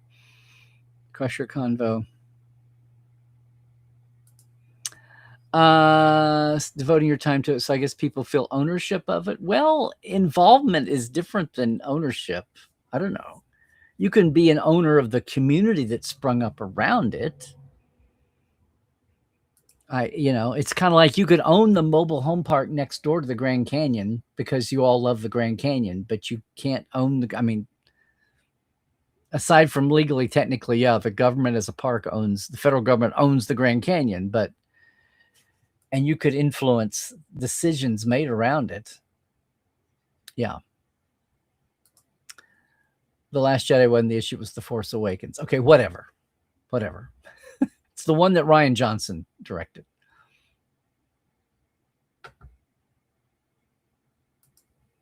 To be passionated. Okay. Okay, everybody. Okay. So say spoilers, say The Force Awakens. Okay, I got it. And what was the other thing I had to learn?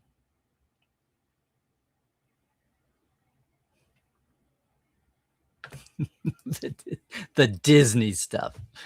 Oh, yeah.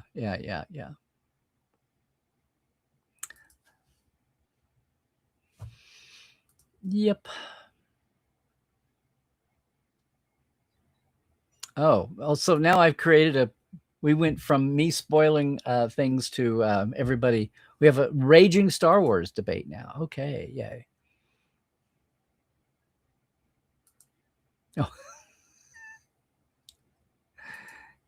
Yes. Okay, Rogue One was epic. Okay.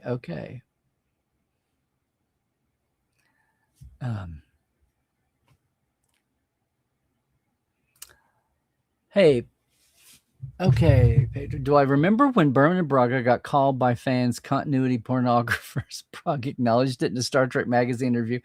I don't have it queued up here to show you, but I have the epitome of 2006, 2005, 2006 era Trek fandom. What 90% of fandom thought about Rick and Brannon. I hate to post it again, but Brandon's been on a 20-year apology tour.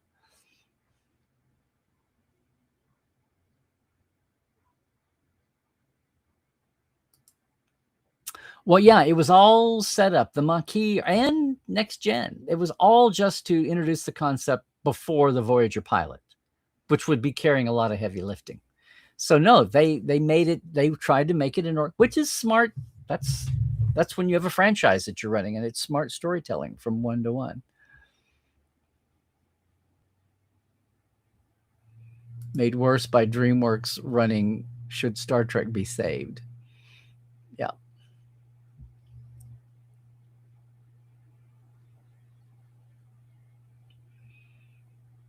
Yep, I remember that, about Scott mentioning that article.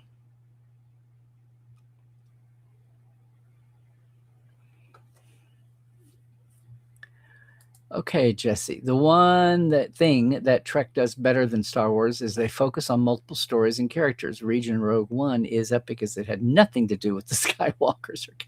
What a concept. Moving on and explore the universe. Yep.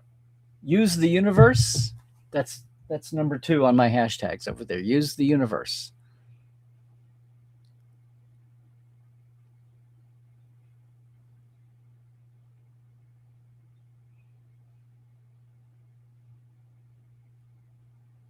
Well, you put it this way, Donnie. I guess we're just blessed with your presence that you deign to come to a mere Star Trek show subject.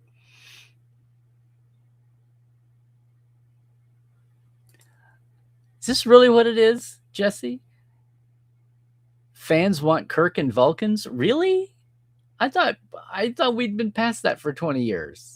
I mean, you go away and then, Tuvok was returned to all things Vulcan. They avoided it for 7 years, and then you circle back and had a Vulcan. It felt like okay by then.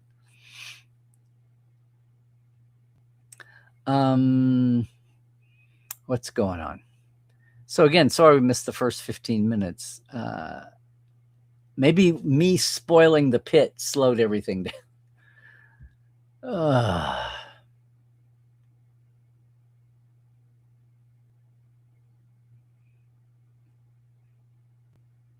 Okay. Oh, Jesse, I'm so sorry. Sorry, hope you're feeling better. Hope you can get a handle on that. Thank you, Rose. Good to hear from you too. Jesse, I didn't know you before you started your show. There's some of these people. I mean, like I watched Marina start her podcasting, and her not taking credit for anything. It's just I just feel like if we gave people a little, but you were going by the time we met, I think, weren't you?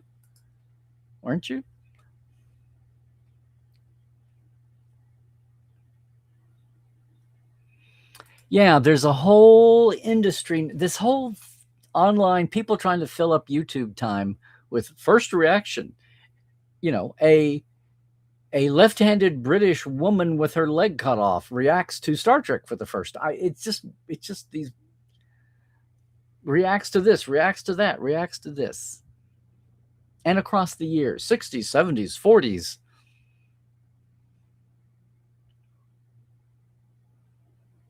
They what? They hate Star Trek 6 and love Sub Rosa? Huh, this is target audience. Okay. It's very refreshing. Just remind you, this is like when I hear people say that Discovery season 1 was the first season and it was all downhill from there, when I thought it was just the opposite.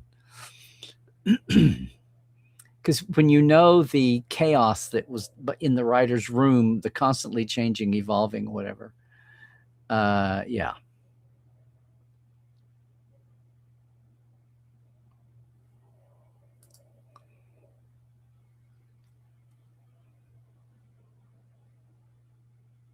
Mm-hmm. Mm-hmm. Yep. Hindsight's wonderful. Wow. Okay. And what do you think about the finale of Enterprise?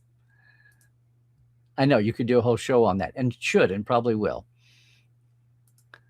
Okay, Dr. Go, you're still trying to grasp the Pitt being popular enough to have a raging, passionate fandom, where I look back over hospital shows on TV and go, what? Ben Casey General Hospital, on and on and on and on.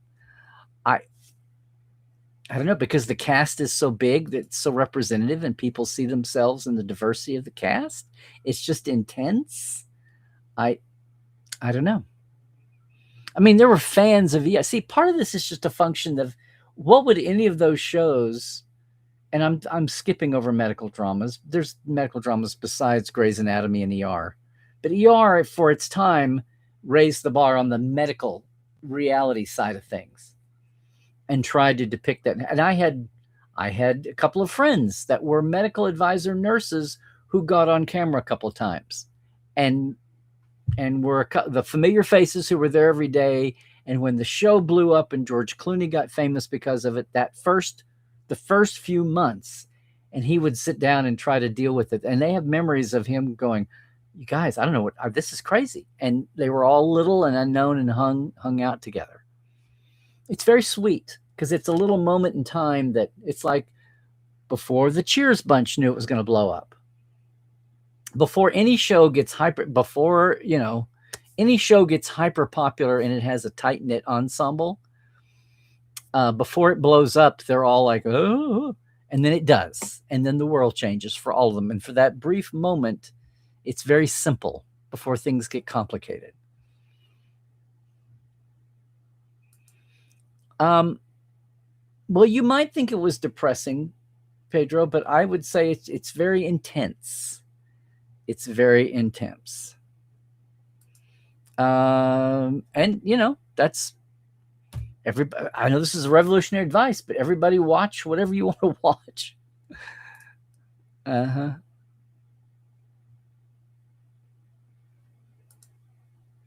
Oh yeah. The first season. Now we're spoiling it. Now you're spoiling it, Jess. Come on.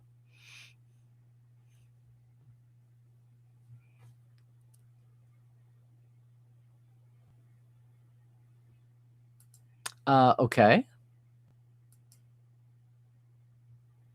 Yeah, I really need to do a Discovery rewatch now. ER was so popular that new medical students were intubating patients like the show and not the correct way. They fixed how the show did it at educators' request. There you go. Boy, intubation is half the action on the Pitt. Activision had their license revoked by Paramount because their games weren't making sales, which led to Activision to sue CBS. Oh yeah, that was the lawsuit. Yes, for not promoting the Star Trek IP. Yeah, but it was. Yeah, they said we're spending this money on a not golden goose. This is a tin-plated golden goose.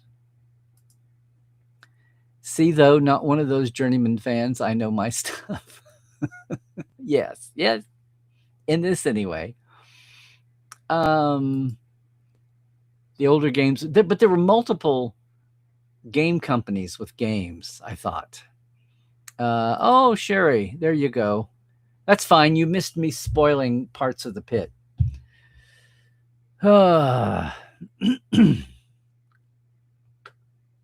Fan sets need to, where did that come from? I'll buy them. I'll take some. I'll review them. Send me some samples and I'll review them.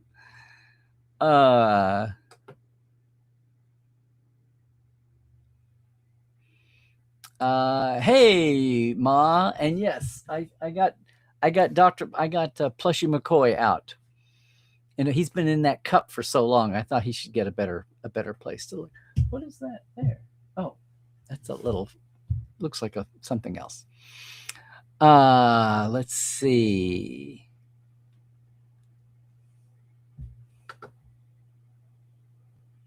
No, I do not want.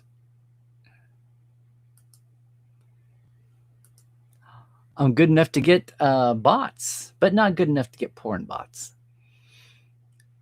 Sean, the first thing that annoys me about Academy is no one asked for it, no one wanted it. I wanted it a bit, but ultimately, why would they go so against the grain of zeitgeist?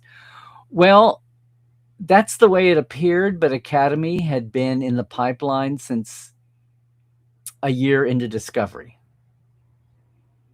when everything was all about development, and they spent time developing it. And the idea, of course, has been around since the Star Trek V slot, movie slot, since '89. What are you saying? Fans don't care about Academy, but it's not just that show, but everything since 2017. People want a better IP. Well, I'm a person that says that the range of Trek since 2017 is all over the place, and I refuse to put it all in a little box, and don't you dare. I know people that would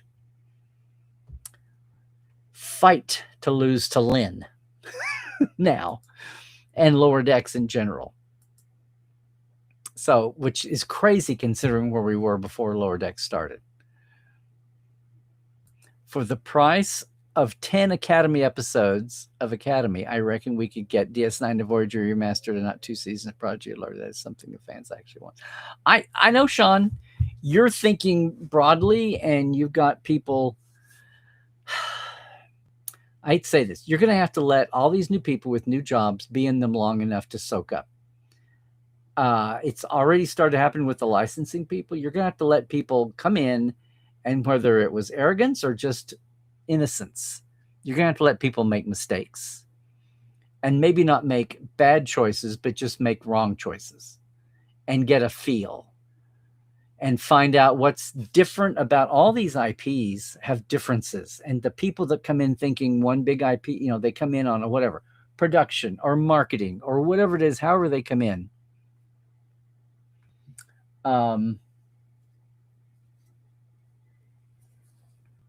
However it is, they sorry, I got distracted by some notes here. Yeah. Whatever it is, they need time to learn the uniqueness of that IP and not just look at it like everything else. That's the trouble with having people hired, equal opportunity hires. Oh, no, you did not have to be a Trek fan or acquaintance to know this. But it's smarter. It'll make better creative and business decisions. That's what licensing figured out in the 90s. It's like if you do something that fans want, you'll make more money. But you've got to have people who either have the awareness of that or they get out of their own ego way for that.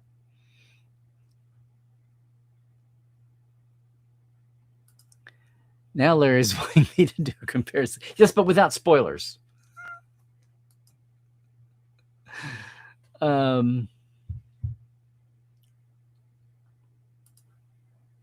Oh, Donnie, you're way too detached. Some were better than others. You give it a C+. See, I would give it a B, B+. The anger towards Academy, to be clear, isn't just the show, but it's an accumulation of people's issues with the IP. Okay, like I said, there's plenty of. I also like some of these characters on the Pitt and Academy. I see an arc. I see a starting point and an ending place, and it's ended far better than where it started. But that's still not to say that it's in a perfect place. But along the way, twists and turns in general. Well, there you go, Mona. I hope I didn't spoil it horrifically to it. And Sherry. Yeah. People expect way too much with IPs. See, IP is a shorter way to say franchise now, so everybody says IP. I enjoyed Academy and way more than, come on, there we go, and way more than Discovery. That's a fair statement. Many people say that.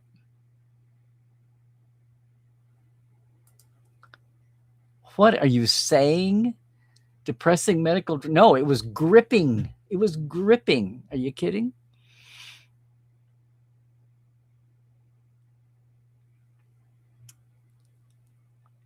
Nice friendly UK import show like Dickinson's Real Deal. Dickinson's Real Deal. Is it like an auction show or a buying show, or is it actual drama? No, listen, we loved, and I let Janet find these, and then I stumble into them too. McDonald and Dodds and Ludwig. Oh my gosh. Oh my gosh. Aside from, all the death, all the paradises and those.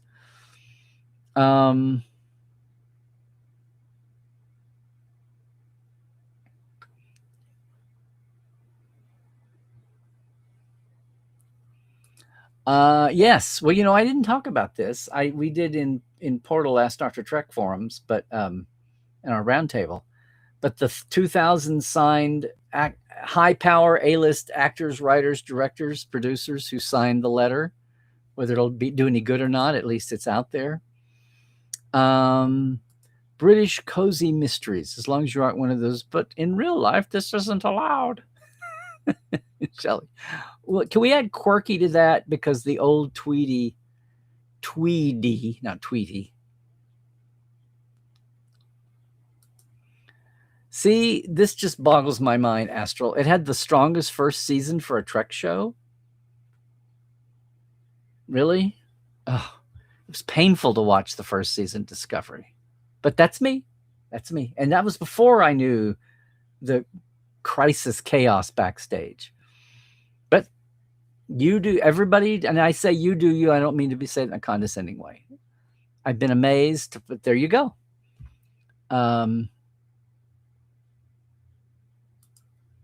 In the event the deal comes in, I have no support the new. Well, you don't have to support the company. You can say, I'm sorry, you have. It's like when your favorite team, football, baseball, or whatever, soccer, football,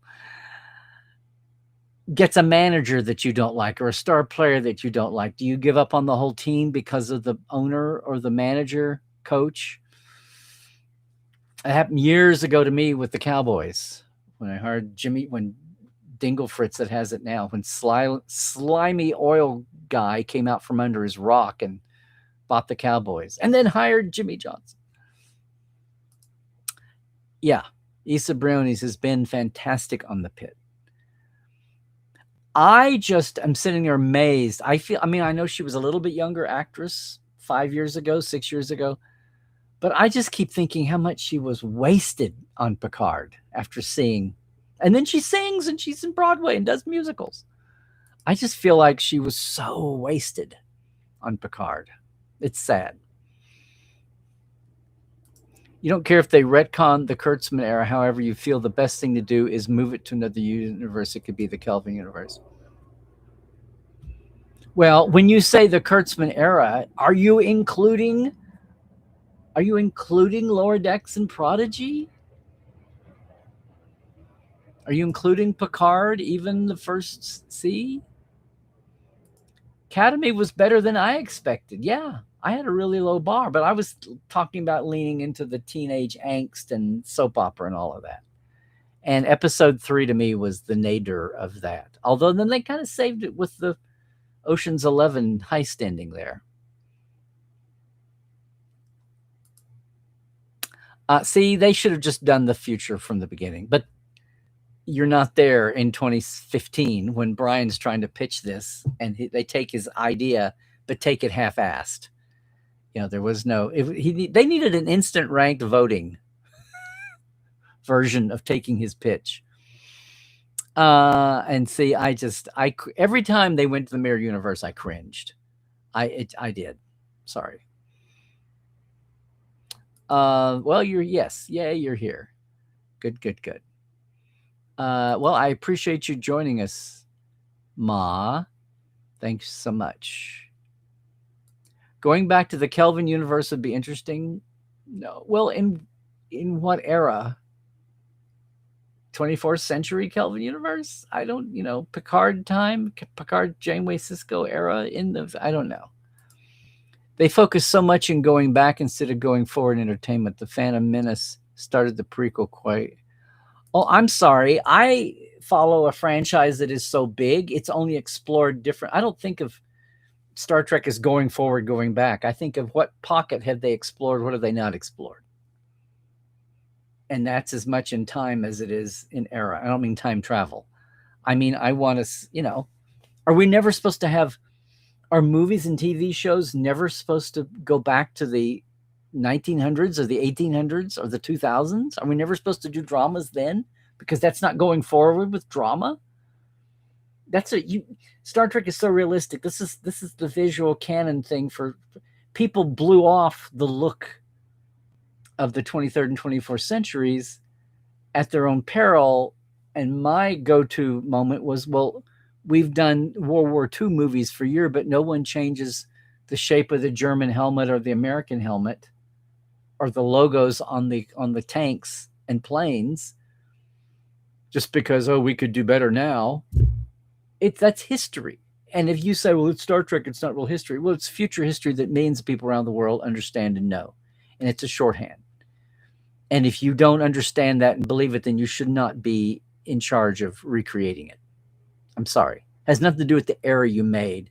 Because whether a World War II movie was made in the 40s or the 50s or the 90s or today, it's, you can tell there's a different way of shooting it and a sophistication and budget, but they're all recognizably of the same thing. No one changed the design lines. Okay, hadn't said that rant in a long time. Yeah. But just remember, they wrote season 4 before all the review came in for season 3. That's what's going to get lost here. Go back and same thing with season 3 taking bigger swings. They'd already decided to do that before they got the reaction to the crossover and to the musical. So they had just decided to do that based on their own internal memos and internal communication. Yeah. Going back to Reaction Channel target audience, they've been loving season 1 of Voyager, and my fear is that in terms of quality, the show may have reached its peak, but spoilers aren't allowed there. Oh, yeah. I'm just not good with Voyager. I just saw the sausage made. I have a hard time separating it.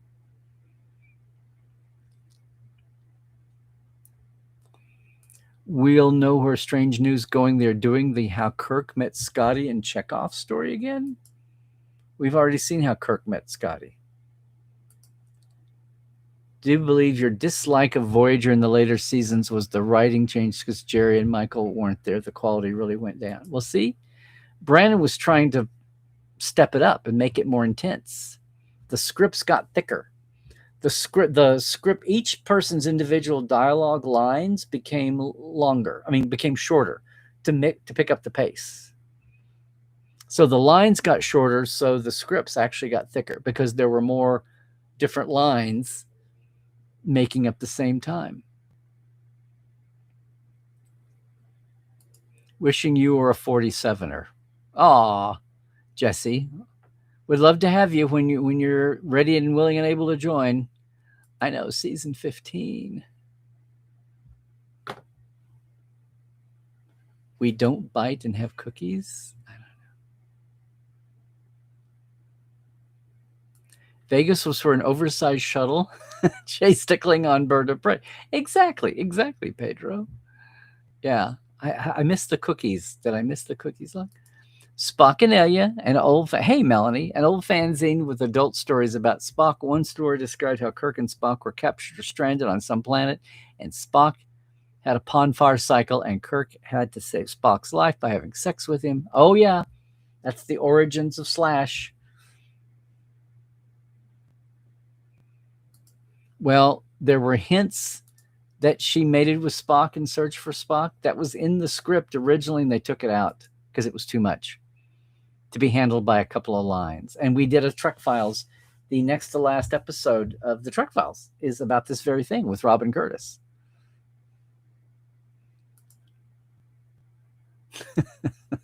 This is what I mean, Sean.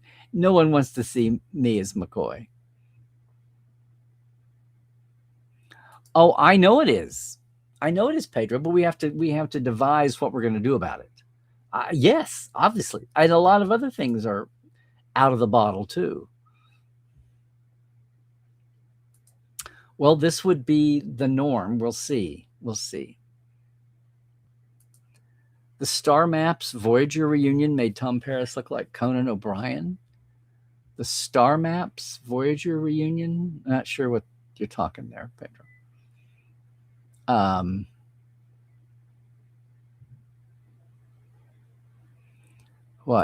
What is definitely not a minority?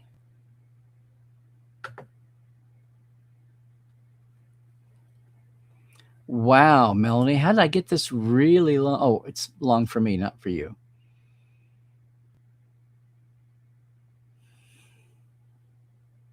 Am I one of your kids, Larry? Yeah. They started with Voyager. They've never done any Star Trek, and they start with Voyager. How weird. And season 3. Oh, they just started with Voyager, and they're on season 3 of DS9.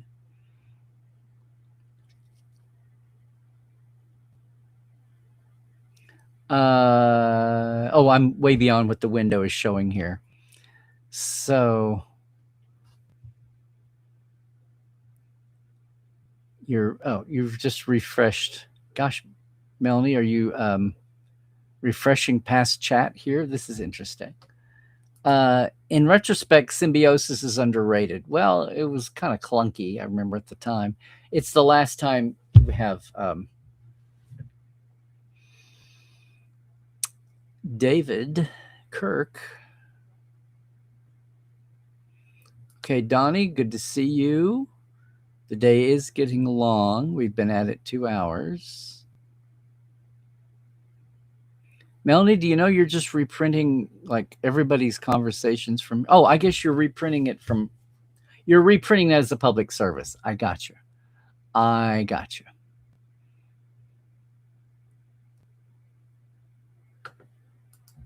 know. Remember, it was a compressed time. I'll get back and finish them. Oh, season 2 is the Crusher season. Yeah, Sean.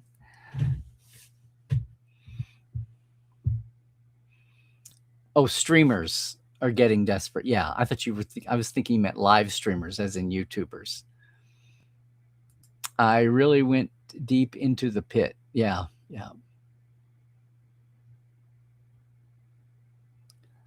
I'm watching the first 48 on your TV. The first 48 of what? And they keep saying Larry, and I'm getting confused. What are we talking about? Larry's wanting me to do a comparison of the Pit and Star Trek, Powered on Ranger. Neither hate nor love Academy, Larry. Some episodes are better than others. Yeah.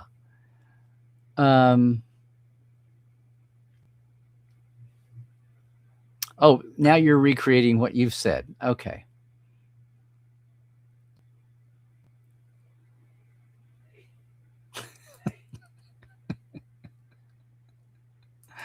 Okay. Well, everybody's doing a PSA here, retrieving this. Hey, Mona, heard this on your way home. I would not want someone originating backing out for even a few seconds. Yeah, exactly. Jericho was a great show. Season 1, all about surviving and rebuilding after a nuclear attack. The second series was abrupt and pivoted this weird conspiracy pilot. Stars Alicia Coppola. A Lieutenant Stoddy fame. Now, there would be one to have. Don't go into the pit. Discovery was aimed at a demographic that isn't really there, or certainly not driving Trek. Most fans are nostalgic. Yeah, Discovery started off trying to out Game of Thrones. That was the bar. We have to hit that. Again, it was new people. Yeah. Again, it's new people running the show. They come in with marching orders. They think they know what the goals are. Yeah. See, Harb Bennett was smart enough to come in totally clueless and then consult fans. He reached out to Terry Meyer, the editor of Interstat, and they funneled back what, the evolved higher end of fandom. They wanted non-Star Trek fans, and that's mostly what they got.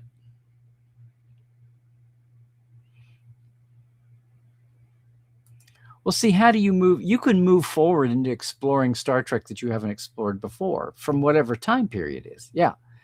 I'm all for doing, they say they're not going to use any characters. I was scared at first in this movie that they said no characters, no connection to old series. And I thought they meant they were disconnecting from, just going to make up a whole new universe. Times, places, dates meant nothing. They were just going to start from scratch. And I realized that's not what they meant. They meant we're not going to connect to anything of Picard, Sisko, Janeway.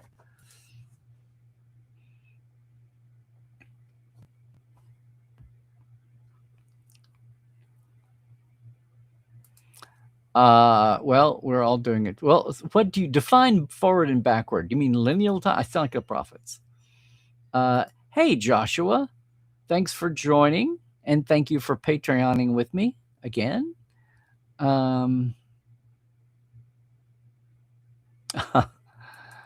Yeah, Silent Enemy, speaking of migraines. Yeah.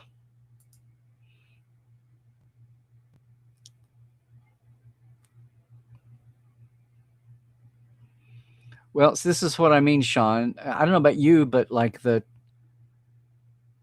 later 22nd, early 23rd century is wide open.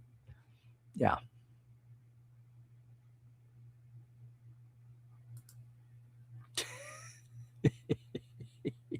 Yeah, and then he, Fred Furberger, the guy that kills the franchise.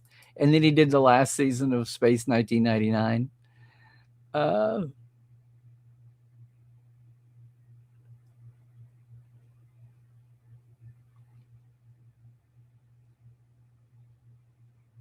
Green across the board. Yeah.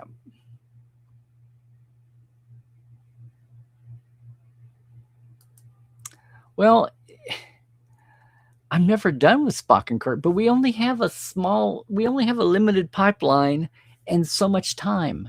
And there's so much that hasn't been touched. That's my point. Yeah. That's my point.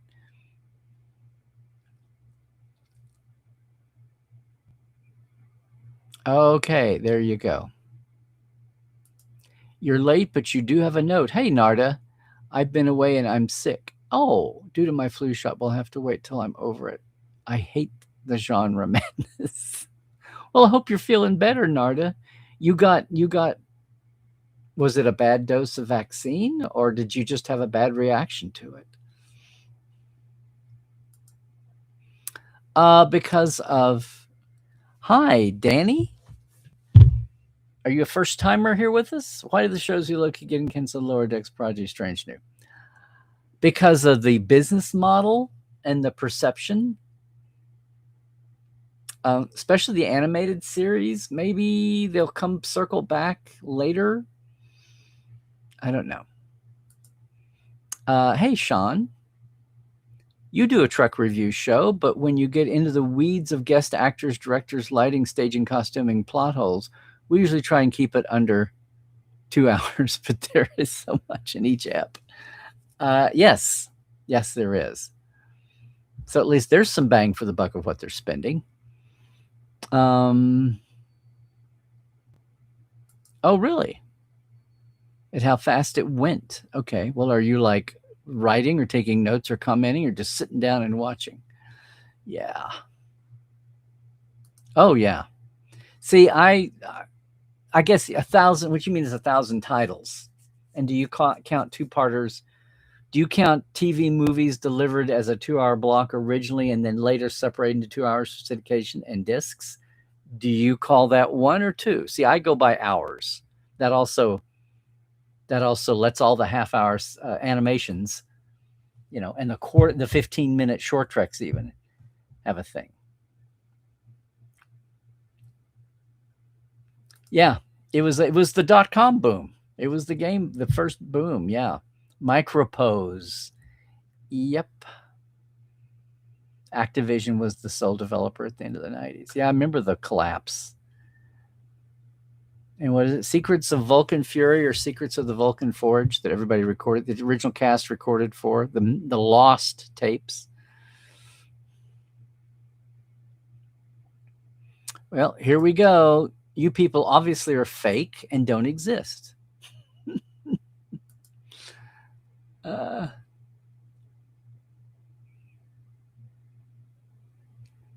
So it looks like,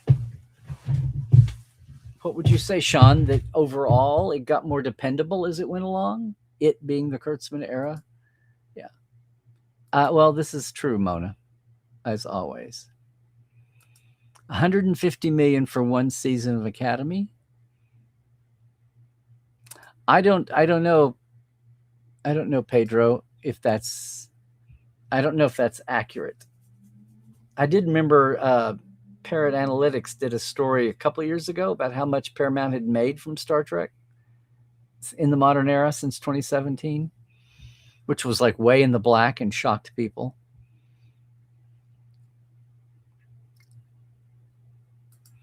I would not disagree with you, Narda. It was different, but parts of it weren't different. The shipboard crew parts weren't different. They also had they were having to explain what was different about the 32nd century and the layout, and all of that was part of it too, as well as just the characters. Everyone complains there's no hood or good Star Trek, but when the writers give us a true golden era successor in Prodigy with compelling storytelling, no one watched it because it was for the kids. Preach on, Danny. Can I call you Danny? And thank you. I'm glad you found your way here. A lot of American medical dramas often involve trying to keep people alive who don't have insurance. That's just depressing. People are considered too poor to get medical help. Good point, Sean. There's a whole sub-arc in season 2 about this. Yes. Discovery at first was so over the top with its tech because it was pre-Kirk, but I did warm to it and I really loved the character. Yeah. It's too bad they didn't just start there instead of trying to do that. They half-assed Brian. It wasn't Brian's fault. He pitched an idea. They half-assed it. And yeah. Yep. This is a good point. Thanks for I thought of this in the moment, Sean, but thanks for this. When they market the Pitt internationally, it's going to be very eye-opening for a lot of people. Dickinson's Real Deal is an auction show, but it's quite addictive because there's a little choice making involved to make as much money from it. So there's a game aspect to it. It's not just Antiques Roadshow.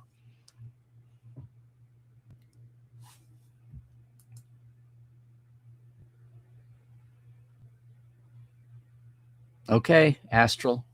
I'll just have to say you're entitled to your opinion.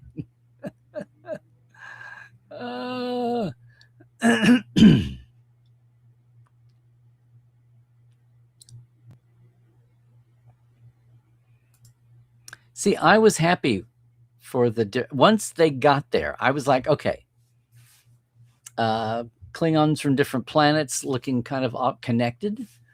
Okay. The secret Spock sibling, they did it so carefully, I could see it. Okay, fine. But it's when the visual is the universe you're living in 24/7.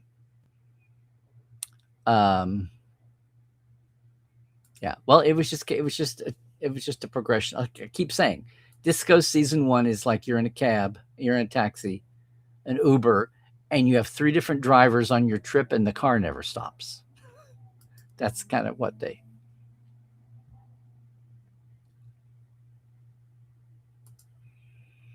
Oh, Astral. Yeah, but I'm sorry. I knew about tech in 2266 before I knew about tech in 2017. Well, you know what? Yeah, we should just like I said, whenever we do a historical period piece, we know how things get better. We should just adjust it. It's a lot like the fan films trying to do original series, and they would make the visual effects better, make the sets better. It's just everything. It's all the things that um, well, the show that I was involved with, the premise was don't make it better just because you can. Find a better way to shoot it, but don't change the look of it. And I wish that's what I expected. If you're going to do a historical piece, then honor the history. If you're starting your own thing up from scratch, then sure, fine, do whatever you want to do. But if you're honoring something historical, you don't get to just change history just because you think you can invent something that's better than they had in 1865 or 2265.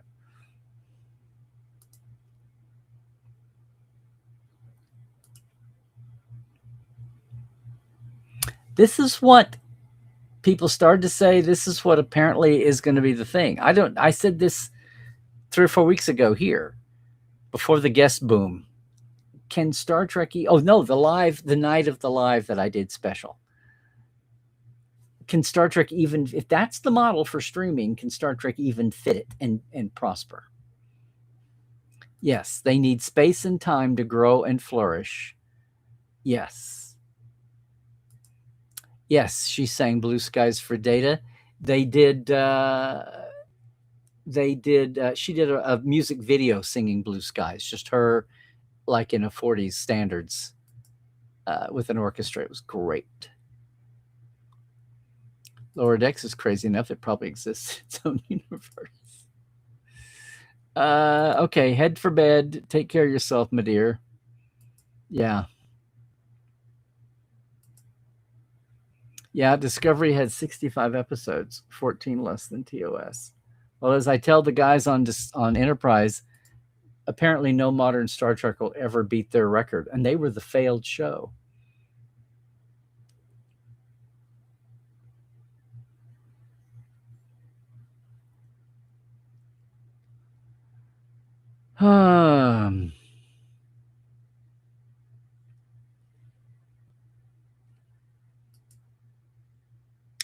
The time travel plot, the Temporal Wars, was the studio nervous about Star Trek doing a prior era. You can say prequel, but it's a prior era. And they were nervous about that. So they were going to keep the Temporal Wars there so they could pick them up and basically pull a Discovery, pull them out and put them in another time frame. So yeah. So it was, they never wanted it. They never asked for it, but they were stuck with it.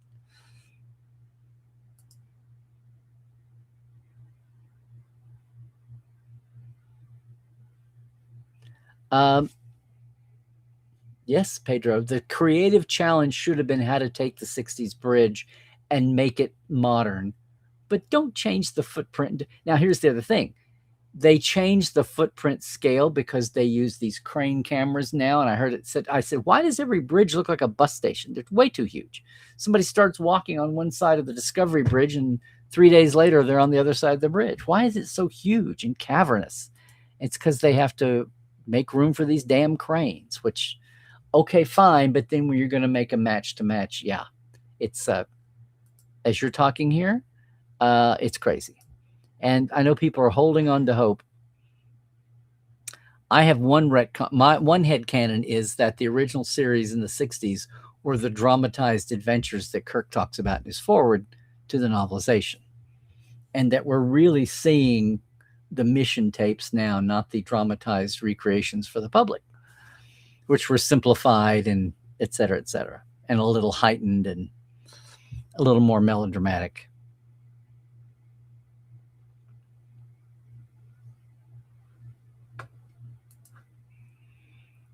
Yeah.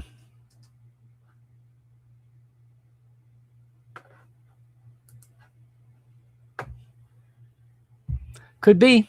That would be an interesting thing to go and study and put some real time into studying now. Star Maps is an AI reunion channel comparing the character to the actor's present self. It fits any console 18. Oh, that thing where they pair them up, and if they died, they give them angel wing. And well, he sure got a gimmick, or they sure have a gimmick, huh? Oh, okay. Well, everything that everybody reposted, Melanie, was in the time that I saw.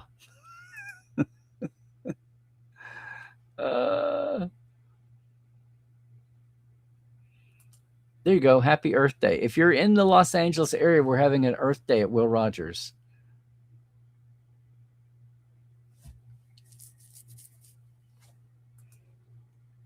Well, some of that's just culture seep. I'm just saying that with all the attention, first out of the box, launching a new platform, that was their goal. Because within a couple of years, by the time Strange New Worlds, by the time Picard came along, that was not a factor anymore. Game of Thrones had passed. It wasn't, that wasn't the bar anymore. Hey, Willie. Hi back at you. Oh, we've had another big chat day today.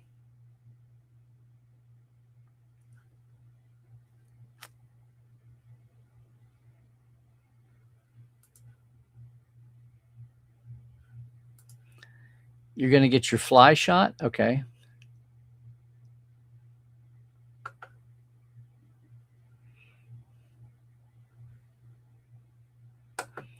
Hi, Stephanie. I am not a guest yet, but they do have people come later on. I kind of don't think so because I did 2 in a row. We'll see. We'll see. I hope I get to go sometime down the line, but it was great to see you. And thanks for asking. You can always let them know. I want to do more than they've got so many people. All the actors want to be moderator, host, interviewers now, which is funny. But thanks for asking. Thanks always for asking and checking in.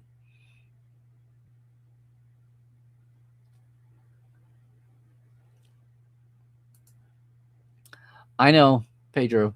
And you think that was bad. You should have been there when they got told late in the game what the network was going to do, because the 27s was supposed to be the finale. And then they jerked it around, and learning curve was not set up to be a real finale.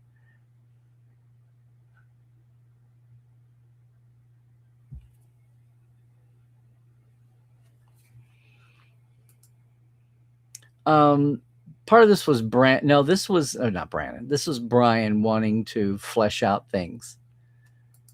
Yeah.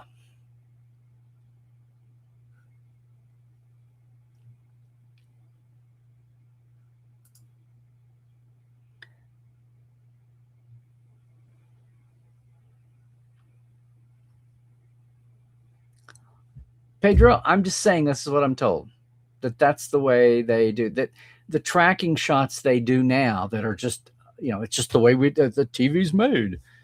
Yeah, moving camera is such a big thing. You watch the older series, you'll listen to Frakes talk about TNG shows, and they're like, well, I remember The Minstrel Boy, Captain Maxwell, The Wounded. I remember that when they sing the song, he and O'Brien sing the song, and they do a pivot pan like this around them. It was shocking in the day. It was so emotional, but it was so atypical. And now you've got to have a camera in motion. It can't be a static camera. Oh my gosh, we're at the end of the chat. Gang, we're at the end of the chat. That was a great one to end up on. Thank you.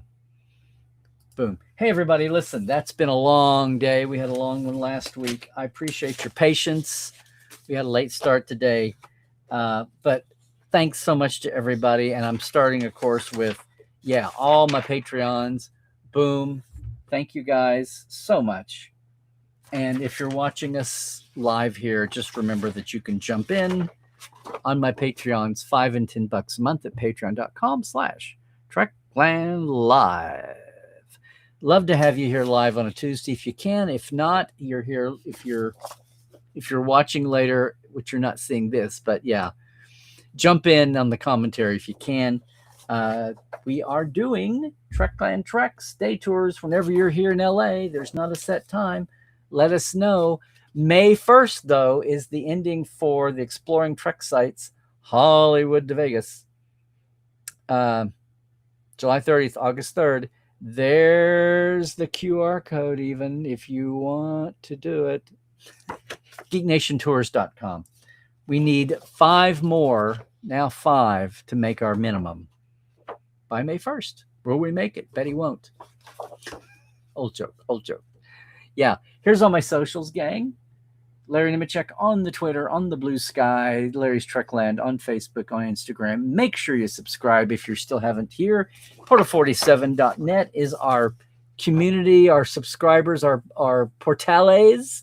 We deep dive. Looking forward to an awesome year here, heading into our 11th year. And yes, the Trek Files is on hiatus. We're in between 14 and 15. We'll be back probably in late May. But meanwhile, you can join the Patreon for Mission Log Roddenberry. It's $1 a month. Join in, and you can be with us for Trekophiles tonight, every other Monday at 4 Pacific, 7 Eastern. Next Monday is Trekophiles Tonight night. So if you're there with us, look forward to seeing us live on the wacky Discord video. It's kind of clunky, but there you go. That's it, gang. We have some topics coming up Tuesday. Again, I'm curious about the Pitt Trek crossover, not real crossover, but the comparison of fans for the Pitt and Trek and Star Wars and everything else. The modern Trek, again, fandom through the era of social media, how it's amplified, amped it up in rate, amped it up in intensity, amped it up in apparent volume. It's just taken everybody's thoughts, minorities of factions of fans that sat at home and watched quietly, occasionally wrote in to Ink and Paper, Dead Tree Media magazines, maybe, had newsletters, clubs, everything moved slowly and downscaled. And then, boy, the last 15, 20 years, it's been shooting through the roof. Funny to see it applied to something else besides Trek. We'll see what happens. Just had to share. I just had to share. So thanks, everybody. We will see you next Tuesday. Until then, anything happening? If you're in the LA area, again, Saturday morning, Earth Day at Will Rogers State Historic Park as we recover from the fires. Big weekend around things. Cadet Alice is coming back to my channel. You might want to make sure and subscribe and be here with that. Maybe even plan a Prodigy rewatch as we do that. Otherwise, gang, please stay healthy, do all the things. Please stay woke. The AI is going to get thick and fast, and it won't just always be about something like Star Trek. When they start fooling us with things that are life and death issues, we got to watch out, and we have to develop. How do we detect the changelings? Yeah, in a mass scale effect. Exactly. So stay woke and Trek well, everybody.